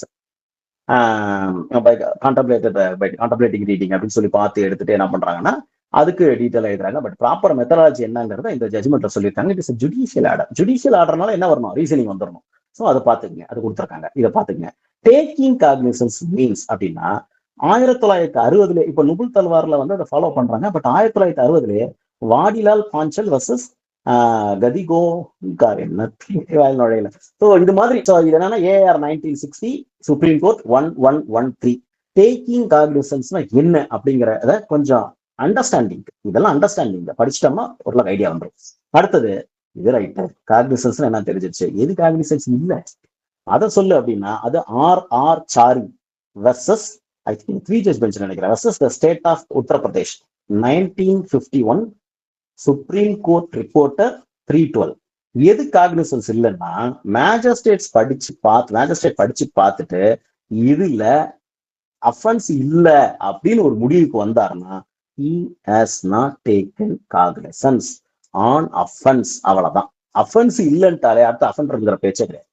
so offence இல்லைங்கிறதுக்கு cognisance எப்போ இல்லை, அது எப்போ இல்லைங்கிறத ஒரு பேராகிராஃப்ல இதை சொல்லியிருப்பாங்க, அழகா எக்ஸ்பிளைன் பண்ணியிருப்பாங்க பாருங்க.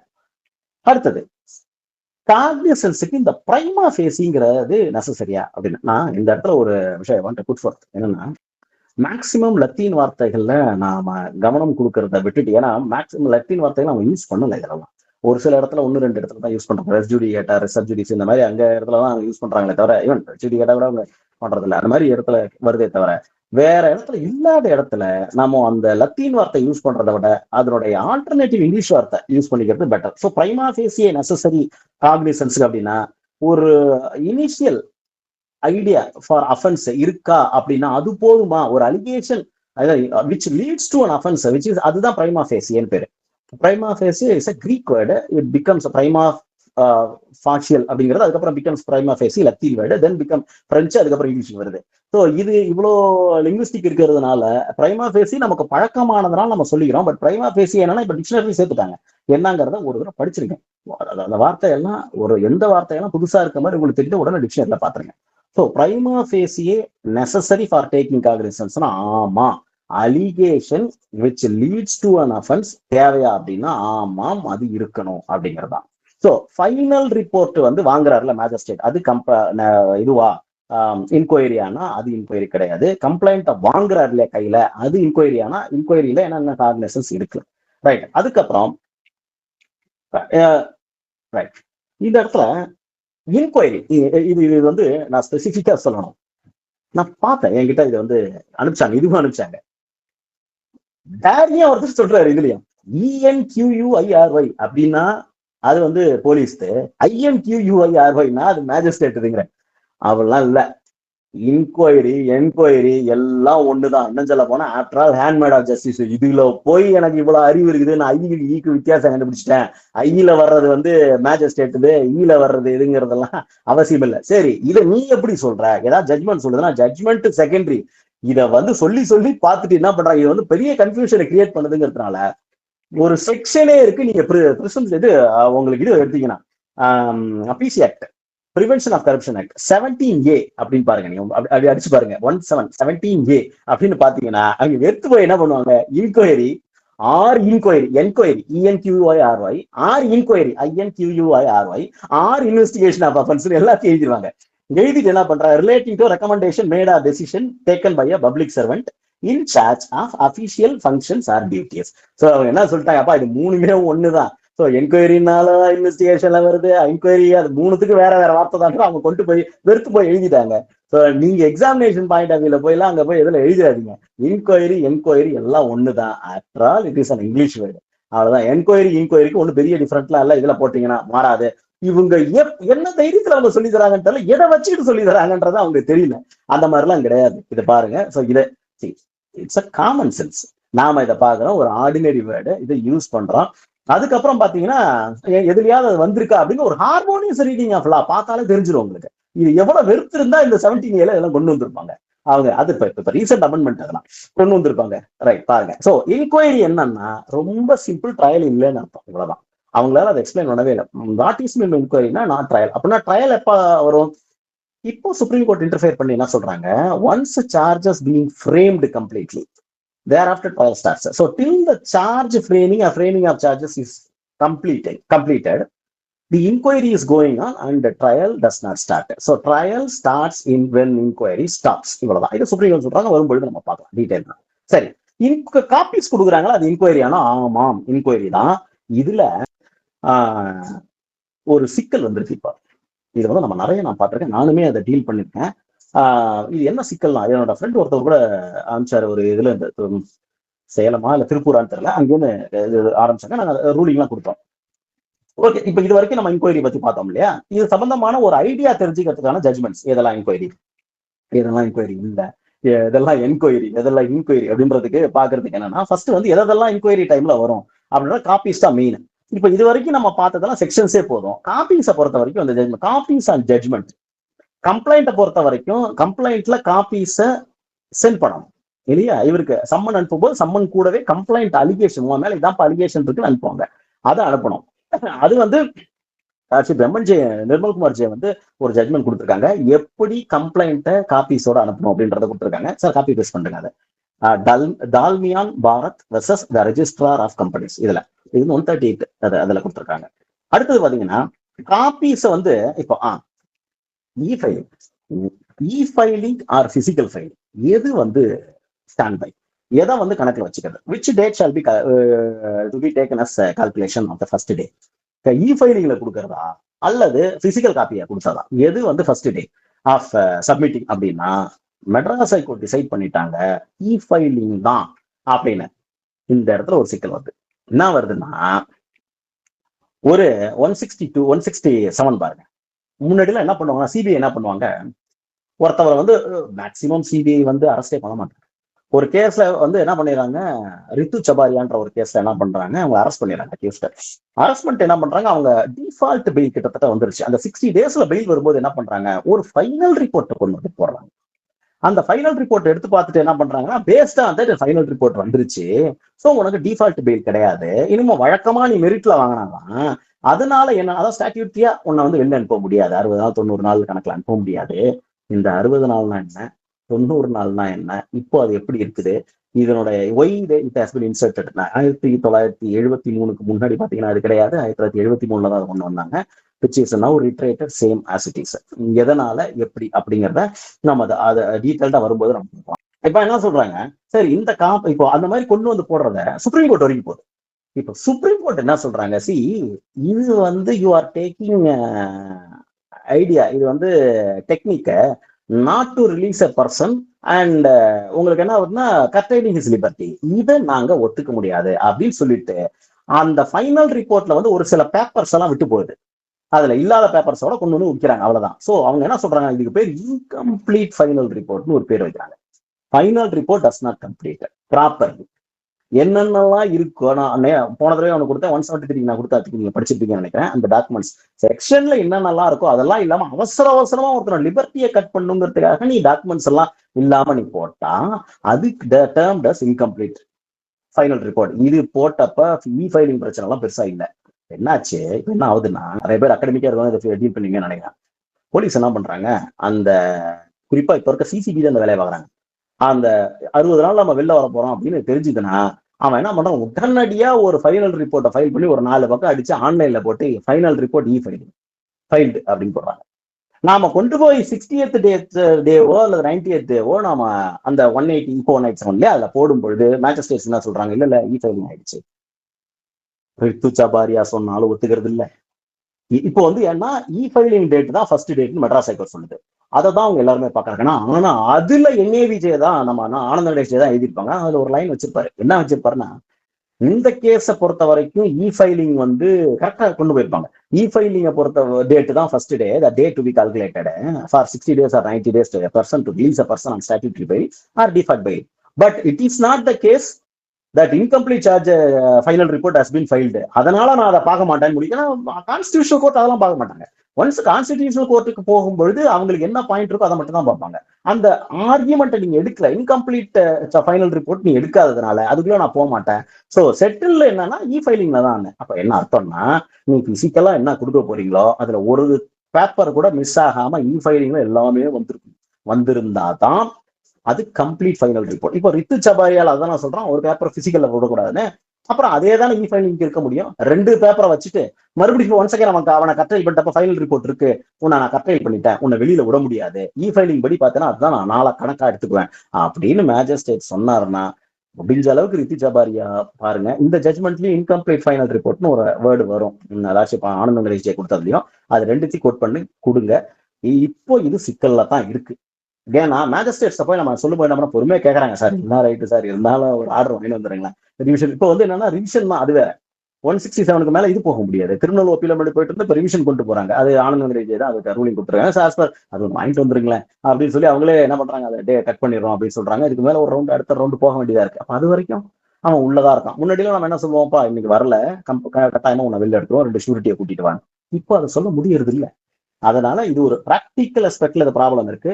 எக்ஸாம் பாயிண்ட் ஆஃப் வியூ காப்பீஸ்ட்டு வந்துட்டா இப்பெல்லாம் இனிமேல்லாம் அதான் ஏற்கனவே நான் சொன்ன அந்த 4 பாயிண்ட்ல ஆடியோ வீடியோ டிஜிட்டல் காப்பி இதெல்லாம் வருதுனால இதுல இருந்து கம்பல்சரி ஒரு கொஸ்டின் வரும், ஞாபகம் வச்சுக்கோங்க. ரைட்.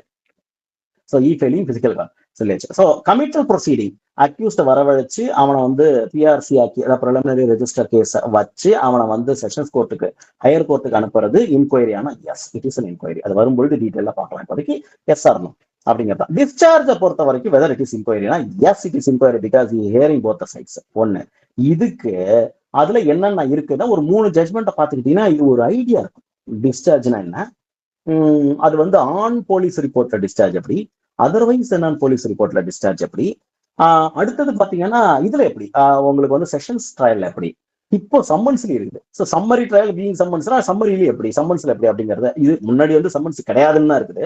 இப்போ எப்படி அப்படிங்கிறது டிஸ்சார்ஜ்னா என்னன்ற ஒரு ஐடியா இருக்குது. இதுக்கு 3 ரூலிங் நான் கோட் பண்றேன். ஒன்னு வந்து state of Rajasthan versus Sawan Singh Baba Baba criminal appeal number 856 ஆஃப் 2024 12th February 2024. இது வந்து கொஞ்சம் டீட்டெயிலா கொடுத்துருக்காங்க. ஆஸ் யூஷுவல் தேபேந்திரநாத் பாதி state of Orissa versus Debendranath பாதி 3 ஜட்ஜ் 2005 1 சுப்ரீம் கோர்ட் கேசஸ் 568. இதுலதான் வந்து ஒரு பெரிய ரூலை கிரியேட் பண்ணாங்க. அதை பார்த்துக்கோங்க, உங்களுக்கு அதோட இது புரியும். நான் வரும்போது சொல்றேன். அடுத்தது Nithya Dharmananda versus Gopal Sheelum Reddy 2018 volume 2 supreme court cases 93. இது டிஸ்சார்ஜை பொறுத்த வரைக்கும் இந்த 3 ஜட்ஜ்மெண்ட் போதும் ஓரளவுக்கு ஐடியா வர. இப்ப நம்ம ஆரம்பத்தில் நான் சொல்றேன், இது வந்து பிரிலிமினரி கேஸ் ஒன்லி ஃபார் வந்து ஒரு பிரீஃப் ஆஃப் ஆல் தீஸ் ஒரு சாப்டர்ஸ் தான். இது என்ன அப்படின்னு சொல்றதை பொறுத்த ஒரு பிஎன்எஸ்எஸ் பொறுத்த ஒரு பிரீஃப் தான். இன்ஃபர்மேஷன் ஆரம்பிச்சு சென்டென்ஸ் வரைக்கும் நம்ம போறோம். அதை ஒரு பிரீஃப் இதை படிச்சுக்கிட்டீங்கன்னா என்னன்றது தெரிய வரும். பிரிலிமினரிக்கு யூஸ் ஆகும். சார்ஜ் ஃப்ரேமிங் அப்படிங்கிறது இன்கொயரி. ஆனா எஸ் இன்கொயரி தான். செக்ஷன்ஸ் பாருங்க 234 to 247 சாப்டர் 18. இதை பொறுத்த வரைக்கும் என்னன்னா ஒரு 4 ரூலிங் தரேன். இது வந்து இது ஒரு ஐடியா அபவுட் சார்ஜ். ஒன்னு வந்து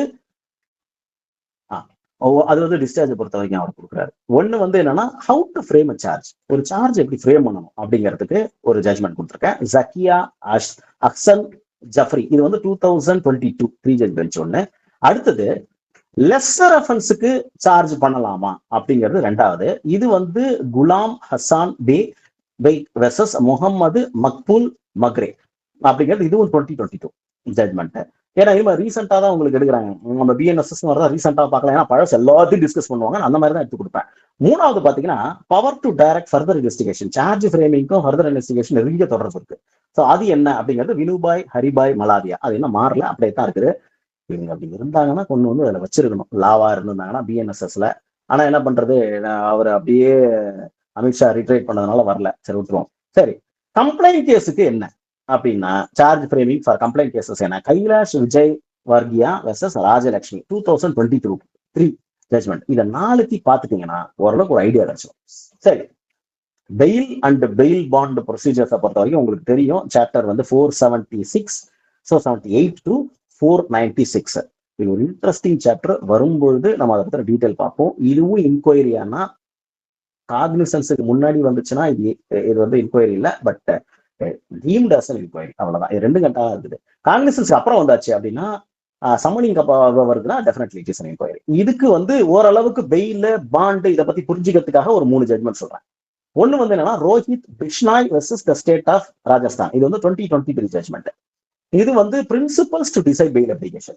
ஒரு பெயில் அப்ளிகேஷன் எப்படி டிசைட் பண்ணணும், இவ்வளவுதான் பிரின்சிபல் தான், இந்த பிரின்சிபல் தான் அப்படின்றதுக்கு. அடுத்தது வந்து 2வது கத்திலால் பாஞ்சி மித்தான்ஜி வெர்சஸ் அசிஸ்டன்ட் கலெக்டர். இது மாதிரிலாம் தான் நல்லா இருக்கு. AIR 1967 supreme court 1639. இது வந்து சுப்ரீம் கோர்ட் என்னன்னா, எதுக்கு நான் இந்த 1967 சொல்றேன்னா இன்னைய வரைக்கும் இது மாறல. அதனாலதான் இது வந்து என்னன்னா bail in bailable and non bailable offences. Bail வந்து பெயிலபிள் எப்படி வாங்கலாம், நான் பெயிலபிள் எப்படி வாங்கலாம். சாதாரணமா நம்ம எப்படி செய்யறோம் அப்படின்னா ரொம்ப சிம்பிள். அங்க போய் பெயில் செட் இருக்குது, பேண்ட் செட் இருக்குது, வாங்கிட்டு வா, ஃபில் அப் த கேப்பை கொடுத்துறோம். ஆனா இதுல அழகா எக்ஸ்பிளைன் பண்ணிருப்பாங்க பாருங்க. 3வது கேன்சலேஷன் ஆஃப் பெயில். பெயில் கொடுத்து அதை கேன்சல் பண்ற பவர் இருக்கு இல்லையா, அது என்ன அப்படின்றது பில்லப்பன் வர்சஸ் ரவிக்குமார். இது பிஎன்பிஜியோட ஒரு கிளாசிக். இது வந்து இதுவும் ஒரு கிளாசிக் ஜட்மெண்ட் கொண்டு போய் வைக்கலாம். ஒரு இதுல வந்து இட்ஸ் கரெக்ட் அது மாதிரி கொண்டு போகலாம். அதுல ஒரு டவுட் இருக்குது, ஒரு சின்ன வருது. அது நம்ம வரும்பொழுது நம்ம பார்க்கணும் என்னன்றது. அது ஈஸி அண்டர்ஸ்டாண்டிங்.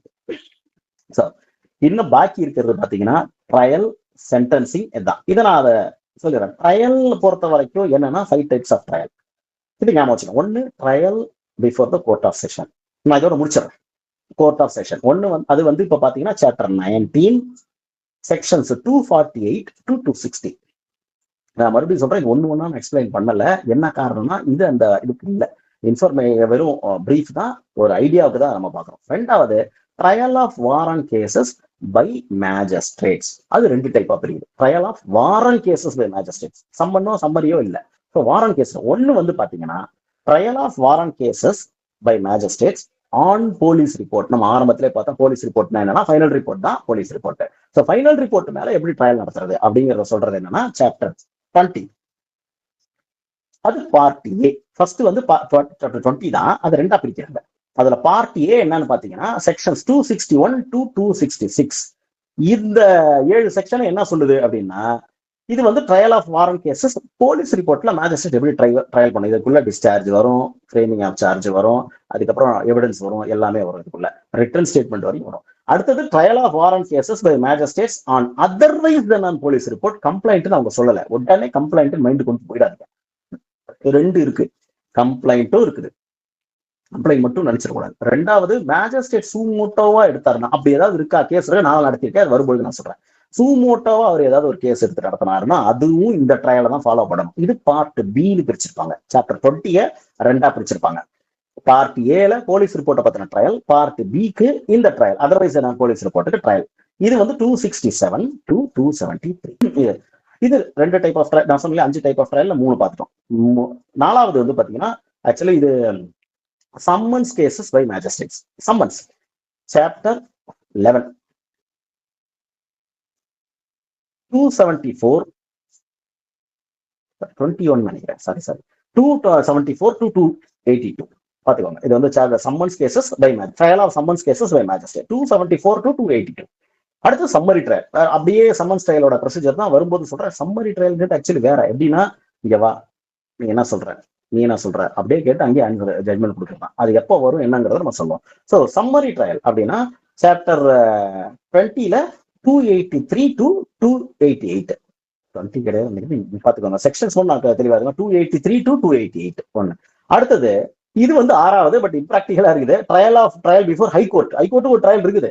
என்னன்னா 39 செக்ஷன் 520. பழசு வந்து 474, இப்போ 520. அதனால ட்ரையல் இருக்குது. இந்த ட்ரையல் எப்படி இருக்குன்னா start with evidence in enquiries and trials. அது வந்து பாத்தீங்கன்னா காமன். இது commons starts with evidence and enquiries. Chapter 25 307ல இருந்து 336. இதுல வந்து என்னன்னா நீங்க அன்சவுண்ட் மைண்ட் பர்சன்ஸையும் சேர்த்து படிக்கணும். அது 367 to 378. அது இந்த 307 to 336ங்கிறது காமன். இது ஒண்ணு. அடுத்தது வந்து எல்லா ட்ரையலுக்கும் அது பொருந்தக்கூடியது, இன்கொயரி பொருந்தக்கூடிய 367 to 368 378 படிச்சுக்கோங்க ஒண்ணு. அடுத்தது ஜட்மெண்ட். இதுக்கெல்லாம் வந்து நான் இந்த ஜட்மெண்ட் தேவையில்லை. அடுத்தது ஜட்மெண்ட் எப்படி இருக்கணும் அப்படின்னா பாருங்க, 2 இடத்துல தீன்னு வரும். The failing of charge, the judgement.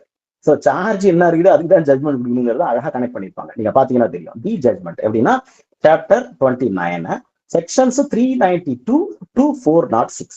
இதுலதான் ஜட்மெண்ட். இது வந்து 5 டைப் ஆஃப் ட்ரையலுக்கும் என்னென்ன ஜட்மெண்ட் இருக்குங்கிறது கடைசியா. இதுல சென்டென்சிங் பாலிசி. இப்போ வந்து ஜட்மெண்ட்ல சென்டென்ஸ் பண்ணணும் முடியும். விடுதலை பண்ணணும் நமக்கு அவசியம் இல்லை, மற்றதெல்லாம் நம்ம பேச தேவையில்லை. சென்டென்ஸ் பண்ணணும்னா சென்டென்சிங் பாலிசியில ஒரு ஐடியா வேணும். சென்டென்சிங் பாலிசினா என்னன்னு எனக்கு புரியல, எனக்கு ஓரளவுக்கு தெரிஞ்சுக்கணும் அப்படின்னு நினைச்சீங்கன்னா உக்கர் சைன் நான் எடுக்கும்போது 2-4 கிளாஸ் ஆகாது அதை எடுத்து பார்க்கலாம். இது Ukkar Sain versus the state of Haryana and others. Criminal appeal numbers 1378 to 1379 of 2023. இது ஜூலை 3, 2023 இந்த ஜட்மெண்ட்.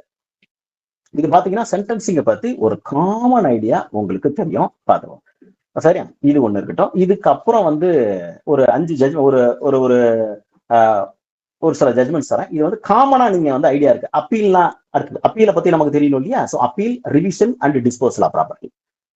அப்பீலை பொறுத்த வரைக்கும் என்னன்னா சாப்டர்ஸ் 31 செக்ஷன்ஸ் 413 to 435. நான் என்ன இதுல கொடுக்குறேன்னா அந்த இதுலயே படிக்க. அடுத்தது சாப்டர் 34 453 to 477. இது வந்து revision commutation of sentences.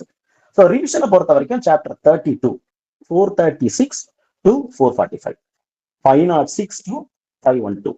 So disposal of property முன்னாடி வந்து 451 to 459 உங்களுக்கு தெரியும். இப்போ வந்து chapter 36 497 to 505 disposal of property. Return of property கிடையாது, டிஸ்போசல் ஆஃப் ப்ராப்பர்ட்டி கவனமா படிங்க. ரைட். இப்போ இந்த டிஸ்போசல் ஆஃப் ப்ராப்பர்ட்டிக்கு ஒரு ஜட்மெண்ட் வச்சுக்கோங்க. இன்னை வரைக்கும் அதான் ஃபாலோ. அந்த டிஸ்போசல் ஆஃப் ப்ராப்பர்ட்டி ஜட்மெண்ட்டை பார்த்து தான் இப்போ இருக்கிற பிஎன்எஸ்எஸ்ல அமெண்ட்மெண்ட் கொண்டு வந்திருக்கிறாங்க. அது பாத்தீங்கன்னா Sundarbhai Ambala Desai versus state of Gujarat. AIR 2003 supreme court 638. இது ஒண்ணுதான் ஜட்மெண்ட். ஆனா இது வந்து ஒரு காமன் ஐடியா தரும், இன்னை வரைக்கும் இருக்குது. அதுக்கப்புறம் நிறைய இருக்குது, அந்த சாப்டர் டீட்டெயிலா வரும்பொழுது நம்ம பார்க்கலாம். ஸோ இன்வெஸ்டிகேஷன் ஆஃபீஸர் ஒரு இப்போதைக்கு ஒரு ஐடியாவா தெரிஞ்சுக்க, இன்வெஸ்டிகேஷன் ஆஃபீஸர் வந்து ப்ராப்பர்ட்டியை ரிலீஸ் பண்ண முடியுமா கோர்ட்டோட உத்தரவு இல்லாம அப்படின்னா அது முடியாது. அதுக்கான ரூலிங் நோட்ஸ்ல இருக்கு, நான் சொல்றேன். இப்ப நம்ம பார்க்க போறது என்ன, இதுதான் ஒரே ஒரு சாப்டர், இதோட நான் கம்ப்ளீட் பண்ணிக்கிறேன். Transfer, plea bargaining, general provision. டிரான்ஸ்ஃபரை பொறுத்த வரைக்கும் சாப்டர்ஸ் 33 சுப்ரீம் இது வந்து செக்ஷன்ஸ் வந்து 446 to 452. இதுக்கு நான் ஜட்மெண்ட்ஸ் இப்ப நான் கொடுக்கல, வரும்பொழுது நான் டீட்டெயிலா சொல்றேன். ப்ளீ பார்கெனிங்ன்றது இப்போ வந்து ரொம்ப என்கரேஜ் பண்றாங்க, தனி கோர்ட்டே போட்டிருக்காங்க. அதுக்கு 23 sections 289 to 300. General provision as to enquiries and trials 337 to 366. இதனோட இதுக்கப்புறம் வந்து நிறைய ஜட்மெண்ட் இருக்கு. அரெஸ்ட்னா என்ன, கஸ்டடினா என்ன, காக்னிசன்ஸ்னா என்னன்னு அது நம்ம ப்ரிலிமினரி வரும்பொழுது அதுக்கு முன்னாடி ஒரே ஒரு நாள்ல இது எல்லாத்தையும் ஒரு நாள் பார்த்துடலாம். ஸோ இன்னைக்கு ஐ wind up carpe diem as start. இன்னைக்கு இதை முடிச்சுக்கிறேன். ஏதாவது கொஸ்டின்ஸ் இருந்தால் மட்டும் கேளுங்க. இது வரைக்கும் நாம இருந்ததுல நான் வில் ஆன்சர். 10-15 minutes பார்த்தோம், கம்ப்ளீட் பண்ணி. Thank you very much sir, very எக்ஸலண்டா இருந்துச்சுங்க sir. Thank you sir. Kokila Kamali madam unmute பண்ணிட்டு பேசுங்க சார். வணக்கம் சார். வணக்கம் சார். சென்டென்சிங் பாலிசி ஒரு செக்ஷன் மென்ஷன் பண்ணீங்க இல்லைங்க சார், அதை ரிப்பீட் பண்ணுங்க ப்ளீஸ். செக்ஷன் அல்ல, ஜட்மெண்ட் தான் பண்ணேன். ஜட்மெண்ட் சொல்லுங்க சார் ப்ளீஸ். ஓகே, இது உடனே நீங்க எடுக்கணும்னா கிரிமினல் அப்பீல் நம்பர் 1378 of 2023. இதை நெட்ல அடிச்சுன்னா உடனே வந்துடும். Criminal appeal number 1378 of 2023, July 3, 2023. Uggarsain versus the state of Haryana, UGGARSAIN versus state of Haryana. Thank you sir. Sir, அந்த டேக்கிங் காக்னிசன்ஸ்ல வந்துட்டு அந்த தேர்ட் ஒன்று இருக்குல்ல சார், அதுல ஓன் அக்கார்டுன்றதுக்கு வந்துட்டு லிமிடெட் ஸ்கோப் இருக்குங்களா இல்ல எப்படிங்க சார்? அப்படிலாம் கிடையாது சார். அது ஒன்றும் பெரிய சப்ஜெக்ட் கிடையாது. But I have conducted a case, அதுல இருக்குது. ரிவிஷன் வரைக்கும் போய் ஒன்றும் இல்லாமல் போச்சு. அது எப்படி வரும்னா, ஒரு சிம்பிளா சொல்றேன். ஒன்னும் ஒரு மேஜிஸ்ட்ரேட் இருக்கிறாங்க, ஒரு மேஜிஸ்ட்ரேட் பொறுப்புக்கு வராங்க. இது நடந்த கேசஸ், அது ஈஸியா இருக்கும் உங்களுக்கு. வராங்க, அவர் என்ன பண்றாங்க, மேஜிஸ்ட்ரேட் என்ன பண்றாங்க, வந்த உடனே அவங்க இப்போ ஒரு அஃபென்ஸுக்கு யூஸ் பண்ண வெப்பன்ஸ் அல்லது ப்ராப்பர்ட்டிஸ் என்ன பண்ணுவாங்க, ப்ராப்பர்ட்டி ரூம்னு வச்சிருப்பாங்க. நமக்கு நல்லா தெரியும், இதுல A property, B property, C ப்ராப்பர்ட்டினா தனித்தனியா பிரிச்சு வச்சிருப்பாங்க. டிஸ்போஸ் பண்ணக்கூடியது, குயிக்கா வர்றது, வேல்யூபிள்னா ஏல, பீலங்கிறது ஓரளவுக்கு இந்த பழசு அதெல்லாம் தேவையில்லாது அப்படின்னு. ஒரு கோர்ட்டுக்கு வரும்போது என்னன்னா, பி ப்ராப்பர்ட்டி மொத்தத்தையும் காணும். என்ன பண்றான் மேஜிஸ்ட்ரேட் வந்து பார்த்துட்டு ஷாக் ஆறாங்க. என்ன அது, நான் தான் பார்த்துட்டேன் கண்ணாலன்னா. ஒருத்தன் வந்து என்ன சொல்றான்னா, ஏங்க இதை எடுத்தது இவங்க 2 பேர் தான் அப்படின்னு சொல்லி ஒரு பிசியையும் எம்சியையும் காட்டி கொடுக்குறான். ஸோ இப்போ அவங்க என்ன பண்றாங்க, உடனடியாக அவங்க எடுக்கிறாங்க. அவங்க ஒரு அவங்க தட்ஸ் இட் அஃபென்ஸ் அவங்க பார்த்துட்டாங்க இல்லையா, தட்ஸ் அன் அஃபென்ஸ் இல்ல, தெஃப்ட் இல்ல, தெஃப்ட் காக்னிசன்ஸ் ஆன் அஃபென்ஸ் தானே. உடனே பார்த்தாங்க, எழுதுனாங்க, எடுத்தாங்க, எடுத்து கொடுத்துட்டாங்க. அது பேஸ்ட் ஆன் இன்ஃபர்மேஷன். அதுல இன்ஃபர்மேஷன் ஒரு வார்த்தை வரும் இல்லையா, அதனால என்ன பண்றாங்க, ஒரு இன்ஃபர்மேஷன் விட்டு எடுத்துறாங்க. இப்போ எப்படி கண்டக்ட் பண்றது, ட்ரையல்ல தான் இது ஸ்வான் ஸ்டேட்மெண்ட் தான். அப்ப இவங்க மேஜிஸ்ட்ரேட் வருவாங்களா அப்படின்னா வர தேவையில்லை. ஏன்னா பப்ளிக் சர்வெண்ட்டை பொறுத்த வரைக்கும் அது தேவையில்லை. அப்படிங்கிறதால அவங்க டைரக்டா பண்ணுவாங்க. இவங்களே நடத்தணுமா வேற ஒருத்தவங்க நடத்தணுமான்றது கொஸ்டின் இது வரைக்கும் எங்கேயுமே டிசைட் ஆகலாது. பட் அது இது வரைக்கும் வேற எங்கேயும் இல்லாததுனால அதர்வைஸ் நான் போலீஸ் ரிப்போர்ட்டை பொதுவா என்ன பண்ணுவாங்கன்னா அவங்களே கூட நடத்திக்கலாம், ஏன்னா அவங்க தானே பாக்குறாங்க அப்படின்னு. இல்ல ஒரு கஸ்டமருக்கு வந்து இது ஒரு டெக்கோரம் இருக்கணும் அப்படின்னு நினைச்சாங்கன்னா CJM will transfer to some other court. அவ்வளவுதான். இப்ப ஹேவிங் ஜூரிஸ்டிக்ஷன் வந்து நடுவில் நிக்குது. இப்ப அவங்க தான் ஜூரிஸ்டிக்ஷன், அந்த இடத்துல தான் ஜூரிஸ்டிக்ஷன்னா காம்படன்ட் கோர்ட் வேற காம்படன்ட் கோர்ட் இருக்கு, இருந்தா மாத்த முடியுமா அப்படிங்கிறது வந்து நிக்குது. ஸோ நார்மலி பாத்தீங்கன்னா கம்ப்ளைண்ட்டுக்கு என்ன இருக்கோ அதே ப்ரொசீஜர் தான், வேற ஒன்றும் கிடையாது. மேஜிஸ்ட்ரேட் பப்ளிக் சர்வெண்ட்டுக்குனால ஒரு ஃபான் எடுக்க தேவையில்லை. இதுல எனக்கு இன்னொரு டவுட் மட்டும் சார். ஆக்சுவலா இப்ப அந்த பழைய ஓல்டு கோட் இருக்குல்ல சார், இப்ப அதுல 319 வருதுல்ல சார், இப்போ அதுல வந்துட்டு இன் பிட்வீன்ல வந்துட்டு ஒரு பர்டிகுலர் பர்சன் மேல வந்துட்டு நம்மளுக்கு ஒரு ஓன் எவிடன்ஸ் பேஸ் பண்ணி வந்துட்டு கோர்ட் டிசைட் இல்ல ரெண்டு ஃபுல் இது கான்ஸ்டிடியூஷன் பெஞ்ச் உட்கார்ந்து சொல்லிடுறேன், இது ஓன் அக்கார்ட் இல்ல. எப்படின்னா that is based on evidence. ஒரு எவிடன்ஸ் வரும்போது ஜட்ஜி பாக்குறாங்க, ஓ இந்த எவிடன்ஸ்ல இருக்கு அப்படின்னு. அப்ப ஜட்ஜ் என்ன பண்றாங்க, சி காக்னிசன்ஸ் ஒரு தடவை தான் எடுக்க முடியும். காக்னிசன்ஸ் ஆன் அஃபென்ஸ் உதாரணத்துக்கு அதை நம்ம பார்ப்போம். எப்படின்னா இப்போ ஒரு கேஸ் அதுவும் நான் நடத்திருக்கேன். நானே 319 போட்டு நான் அக்யூஸ்டுக்கு சம்மன் பண்ணி இன்னொரு அக்யூஸ்ட சம்மன் பண்ணியிருக்கேன். என் கேஸ்ல எப்படின்னா, என் கேஸை பத்தி மட்டும் நான் சொல்லிடுறேன். என் கேஸ் என்னன்னா போக்சோ. போக்சோல எப்படின்னா நான் வந்து A3க்கு A1 A2 A3 A4 4 பேரும் சேர்ந்து ஒரு பொண்ணோட A1 A2 வந்து பிராத்தல் வச்சிருக்காங்க. A3 and A4 is customer, one time customer. Victim வந்து பொண்ணு, சின்ன பொண்ணு, தட்ஸ் 16 இயர்ஸ்க்குள்ள. அப்படிங்கும் பொழுது என்ன பண்ணாங்கன்னா அந்த இடத்துக்கு போறாங்க. இப்போ அந்த பொண்ணை கூப்பிட்டுட்டு அது கேஸ் எல்லாம் நடக்குது, A3 பெயில்லாம் எடுக்கிறாங்க. நாங்க கேஸ் கண்டுப்போம். பொண்ணு வந்து முதல்ல பதில் சொல்லுது. சீஃப் எடுத்துக்கிட்டே இருக்கும்போது பொண்ணு என்ன சொல்லுது, என்ன முதல்ல கீதாங்கிற அக்கா தான் என்ன கூட்டிட்டு போனாங்க. ஏன்னா இந்த ஸ்பெசிபிக் வேர்டு தான் இருக்கு, கீதான்ற அக்கா தான் கூட்டிட்டு போனாங்க, அங்கதான் இருந்தோம் அப்படின்ற மாதிரி சொன்ன உடனே ஐ கேட்ச் திஸ். நான் என்ன பண்றேன், I file an application under 319 stating அவங்க இட் இஸ் ஆல்சோ இன்ஃபர்மேஷன். கண்ணு முன்னாடி வந்துருச்சு, இங்க இன்ஃபர்மேஷன் கிடையாது. ஸ்டேட்டிங் என்னன்னா இந்த கேஸை பொறுத்த வரைக்கும் என்னன்னா இந்த மாதிரி ஆல்ரெடி ஒரு அஃபென்ஸ் இதுல எடுத்தாச்சு. ஜஸ்ட் காக்னிசன்ஸ் எடுத்துட்டாங்க, போக்சோல எடுத்துட்டாங்க, ஃபைவ்ல எடுத்துட்டாங்க, எல்லாம் ரைட்டு எடுத்தாச்சு. நான் 23, 24 எல்லா ப்ரொசீஜரும் ஃபாலோ ஆகிட்டு இருக்குது. இப்ப என்ன அந்த காக்னிசன்ஸுக்கு அந்த அஃபென்ஸ் போயிட்டே இருக்குது. அப்படிங்கும் பொழுது இப்ப என்னன்னா புதுசா ஒரு அக்யூஸ்ட் தான் வரான். கவனமா கேளுங்க, இன்னொரு அஃபென்ஸ் வரல, ஒரு அக்யூஸ்ட் தான் வரான். இந்த அக்யூஸ்ட் வர்றதுனால இன்னொரு காக்னிசன்ஸ் எடுக்க வேண்டிய அவசியம் இல்லை. சுப்ரீம் கோர்ட் அதனால சொல்ற cognisance can be taken once, not more then once. ஒரு கேஸுக்கு ஒரு காக்னிசன்ஸ் எடுக்க முடியும். ஏன்னா ஒரு அஃபென்ஸ், அந்த அஃபென்ஸுக்கு ஒரு காக்னிசன்ஸ் எடுப்பாங்க. எத்தனை அஃபென்ஸ் இருக்கோ அதையும் படிச்சு பார்த்துட்டு அதுக்கான அலிகேஷன் இருக்கா அப்படின்னு பார்த்துட்டு application of judicial mind is over. So அதுல எடுத்து நான் 319 போடுவேன். என்ன பண்றேன், இங்க பாருங்க அவங்க சொல்றாங்க, ஸோ அந்த அக்யூஸ்ட கூப்பிடுங்க, என்ன விடுங்க. ஆனா என்ன விடுங்கன்ற சொல்ல முடியாது, அந்த அக்யூஸ்ட கூப்பிடுங்கன்னு ஜட்ஜ் பார்த்துட்டு என்ன பண்ணாங்க. அப்போ ஃபர்ஸ்ட் வந்து நான் போட்டது நீனா சதீஷ்ல ஜட்ஜ், அவங்க போயிட்டாங்க. அதுக்கப்புறம் கலைமதி, இப்ப லாஸ்ட் கலைமதி, அவங்கள்ட்ட போட்டோம். அவங்க பார்த்துட்டு என்ன பண்ணாங்கன்னா அந்த சமயத்துல அது கிட்டத்தட்ட ஒரு அந்த சமயத்துல இது வந்துருச்சு, லாக்டவுன் வந்ததுனால என்னன்னா பப்ளிக் ப்ராசிக்யூட்டர் என்ன பண்ண, ஸ்பெஷல் ப்ராசிக்யூட்டர் என்ன பண்றதுன்னு தெரியாம என்கிட்ட கேட்டாங்க, நீங்க வேணா ஒரு ஃபர்தர் இன்வெஸ்டிகேஷன் போடுங்க அப்படின்னு அவங்களே ஐடியா கொடுத்தோம். நானும் ஜட்ஜ் சேர்த்து அவங்க ஒரு ஃபர்தர் இன்வெஸ்டிகேஷன் ஒரு பெட்டிஷன் போட்டாங்க, நான் இதை பத்தி விசாரிக்கிறேன் அப்படின்னு. அது வரைக்கும் இதை பெண்டிங்ல வச்சாங்க, 319 பெண்டிங் வச்சாங்க. அவன் ஃபர்தர் இன்வெஸ்டிகேஷன் போயிட்டு ஆமா அந்த பொண்ணை மறுபடியும் விசாரிச்சு ஆமா அப்படிதான் உண்மை, அந்த மாதிரி ஒரு கீதான்ற உண்மை, ஆனா அந்த பொம்பளை அவங்களை கண்டுபிடிக்க முடியல அப்படின்னா அந்த சேம் டேட்ல சேம் இடத்துல நாங்க இல்ல அப்படின்றது ஓரளவுக்கு உறுதியாச்சு. அது வந்தது. அதை கொண்டு வந்து ஃபைனல் ரிப்போர்ட் போட்டாங்க. ஜட்ஜ் என்ன பண்ணாங்கன்னா அது மேல காக்னிசன்ஸ் எடுக்கல. இப்போ என்னன்னா கிளைமதி லாஷிப் வந்து அவங்க மாறி போயிட்டாங்க, மஞ்சுளா ஜெய வந்துட்டாங்க. இப்போ மஞ்சுளா அவங்க வந்து அவங்க என்ன பண்ணாங்கன்னா உடனடியா எடுத்து எஸ் அவங்க 319 வர சொல்லு அப்படி அவங்க உடனடியா கடகடன்னு முடிப்பாங்க. 319 இங்க 319 வந்து வித்ரா பண்ணீங்கன்னா அவன் தான் போட்டு நீங்க கேட்டதோடது வந்து ஃபுல்ஃபில் ஆயிடுச்சு. அஃபென்ஸ் யாருன்ற அக்யூஸ்ட் யாருன்றது கண்டுபிடிச்சாச்சு. ஏன்னா ஆளை தான் கண்டுபிடிக்க முடியல, வேற போட்டுங்கிறது தெரியல. அப்படிங்கும்போது இது ஃபைனல் ரிப்போர்ட் ஆகாது. பட் இருந்தாலும் என்னன்னா வேற போட்டு தெரியல, அவங்களை தேடிட்டு இருக்காங்க அப்படின்னு சொல்லிட்டு அதை ஒரு ஃபைனல் ரிப்போர்ட்டா ட்ரீட் ஆகி ஆனா தனியா ஒரு கேஸா அதை மாத்தி ஸ்பிளிட் அப் பண்ணி தனியா வச்சுட்டாங்க. இது ஒரு பக்கம் இருக்கட்டும். ஸோ இதுதான் வந்து 319ல it does not come within the parameters of 119(1)A, அதாவது 219 subsection 1 subsection 3 வராது.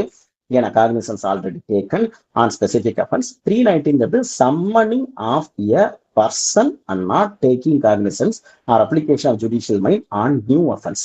இத 2 கான்ஸ்டிடியூஷன் பெஞ்ச் சொல்லியிருக்காங்க. சார் இப்ப ஒரே ஒரு சார், ஒரே ஒண்ணு சார். இப்ப இதுல வந்துட்டு ஆல்ரெடி காக்னிசன்ஸ் வந்துட்டு ஸ்பெசிபிக் அஃபென்ஸ் நீங்க சொல்லிட்டீங்க சார். இன்கேஸ் அந்த பாக்ஸ் ஏறி டிபோஸ் பண்ணும்போது வந்துட்டு வேற ஒரு அஃபென்ஸ் வந்துட்டு மேட் அவுட் ஆகிற மாதிரி சொல்றாங்கன்னா அப்ப என்ன சார் அதோட பொசிஷன் என்ன sir? By example let me complete sir, ஒரே ஒரு சாரி சார். சாரி, இப்போ ஒரு மெஜிஸ்ட்ரேட் அஃபென்ஸ் போயிட்டு இருக்குங்க சார். ஒரு மெஜிஸ்ட்ரேட் அஃபென்ஸ்ல வந்துட்டு ஒரு ஹர்ட்டுக்காக போயிட்டு இருக்கும்போது அவங்க வந்துட்டு என்ன சொல்றாங்க, என்ன அடிக்க வரும்போது இந்த மாதிரி வந்துட்டு ஒரு வேர்டு சொல்லி பை ட்ரைபல் வேர்டு ஏதோ ஒரு சம்திங் வந்துட்டு அது SC/ST ஆக்டிக்கல அட்ராக்ட் ஆகிற மாதிரி ஒரு வேர்டு சொல்றாங்கன்னா அப்போ வந்துட்டு உங்களுக்கு காக்னிசன்ஸ் திருப்பி எடுப்பாங்களா சார்? அதான் கொஸ்டின் சார் எனக்கு வந்துட்டு. இப்ப என்ன பண்ணுவாங்கன்னா amend the or alter the charge. Cognizance is over. இப்ப என்ன பண்ணுவாங்கன்னா ஃபர்ஸ்ட் இவங்க நடத்தவே முடியாது, ஏன்னா இவங்க காக்னிசன்ஸ் எடுக்க முடியாது. அதுல செஷன்ஸ் கேஸுக்கு ஸ்பெஷல் கோர்ட் தான்.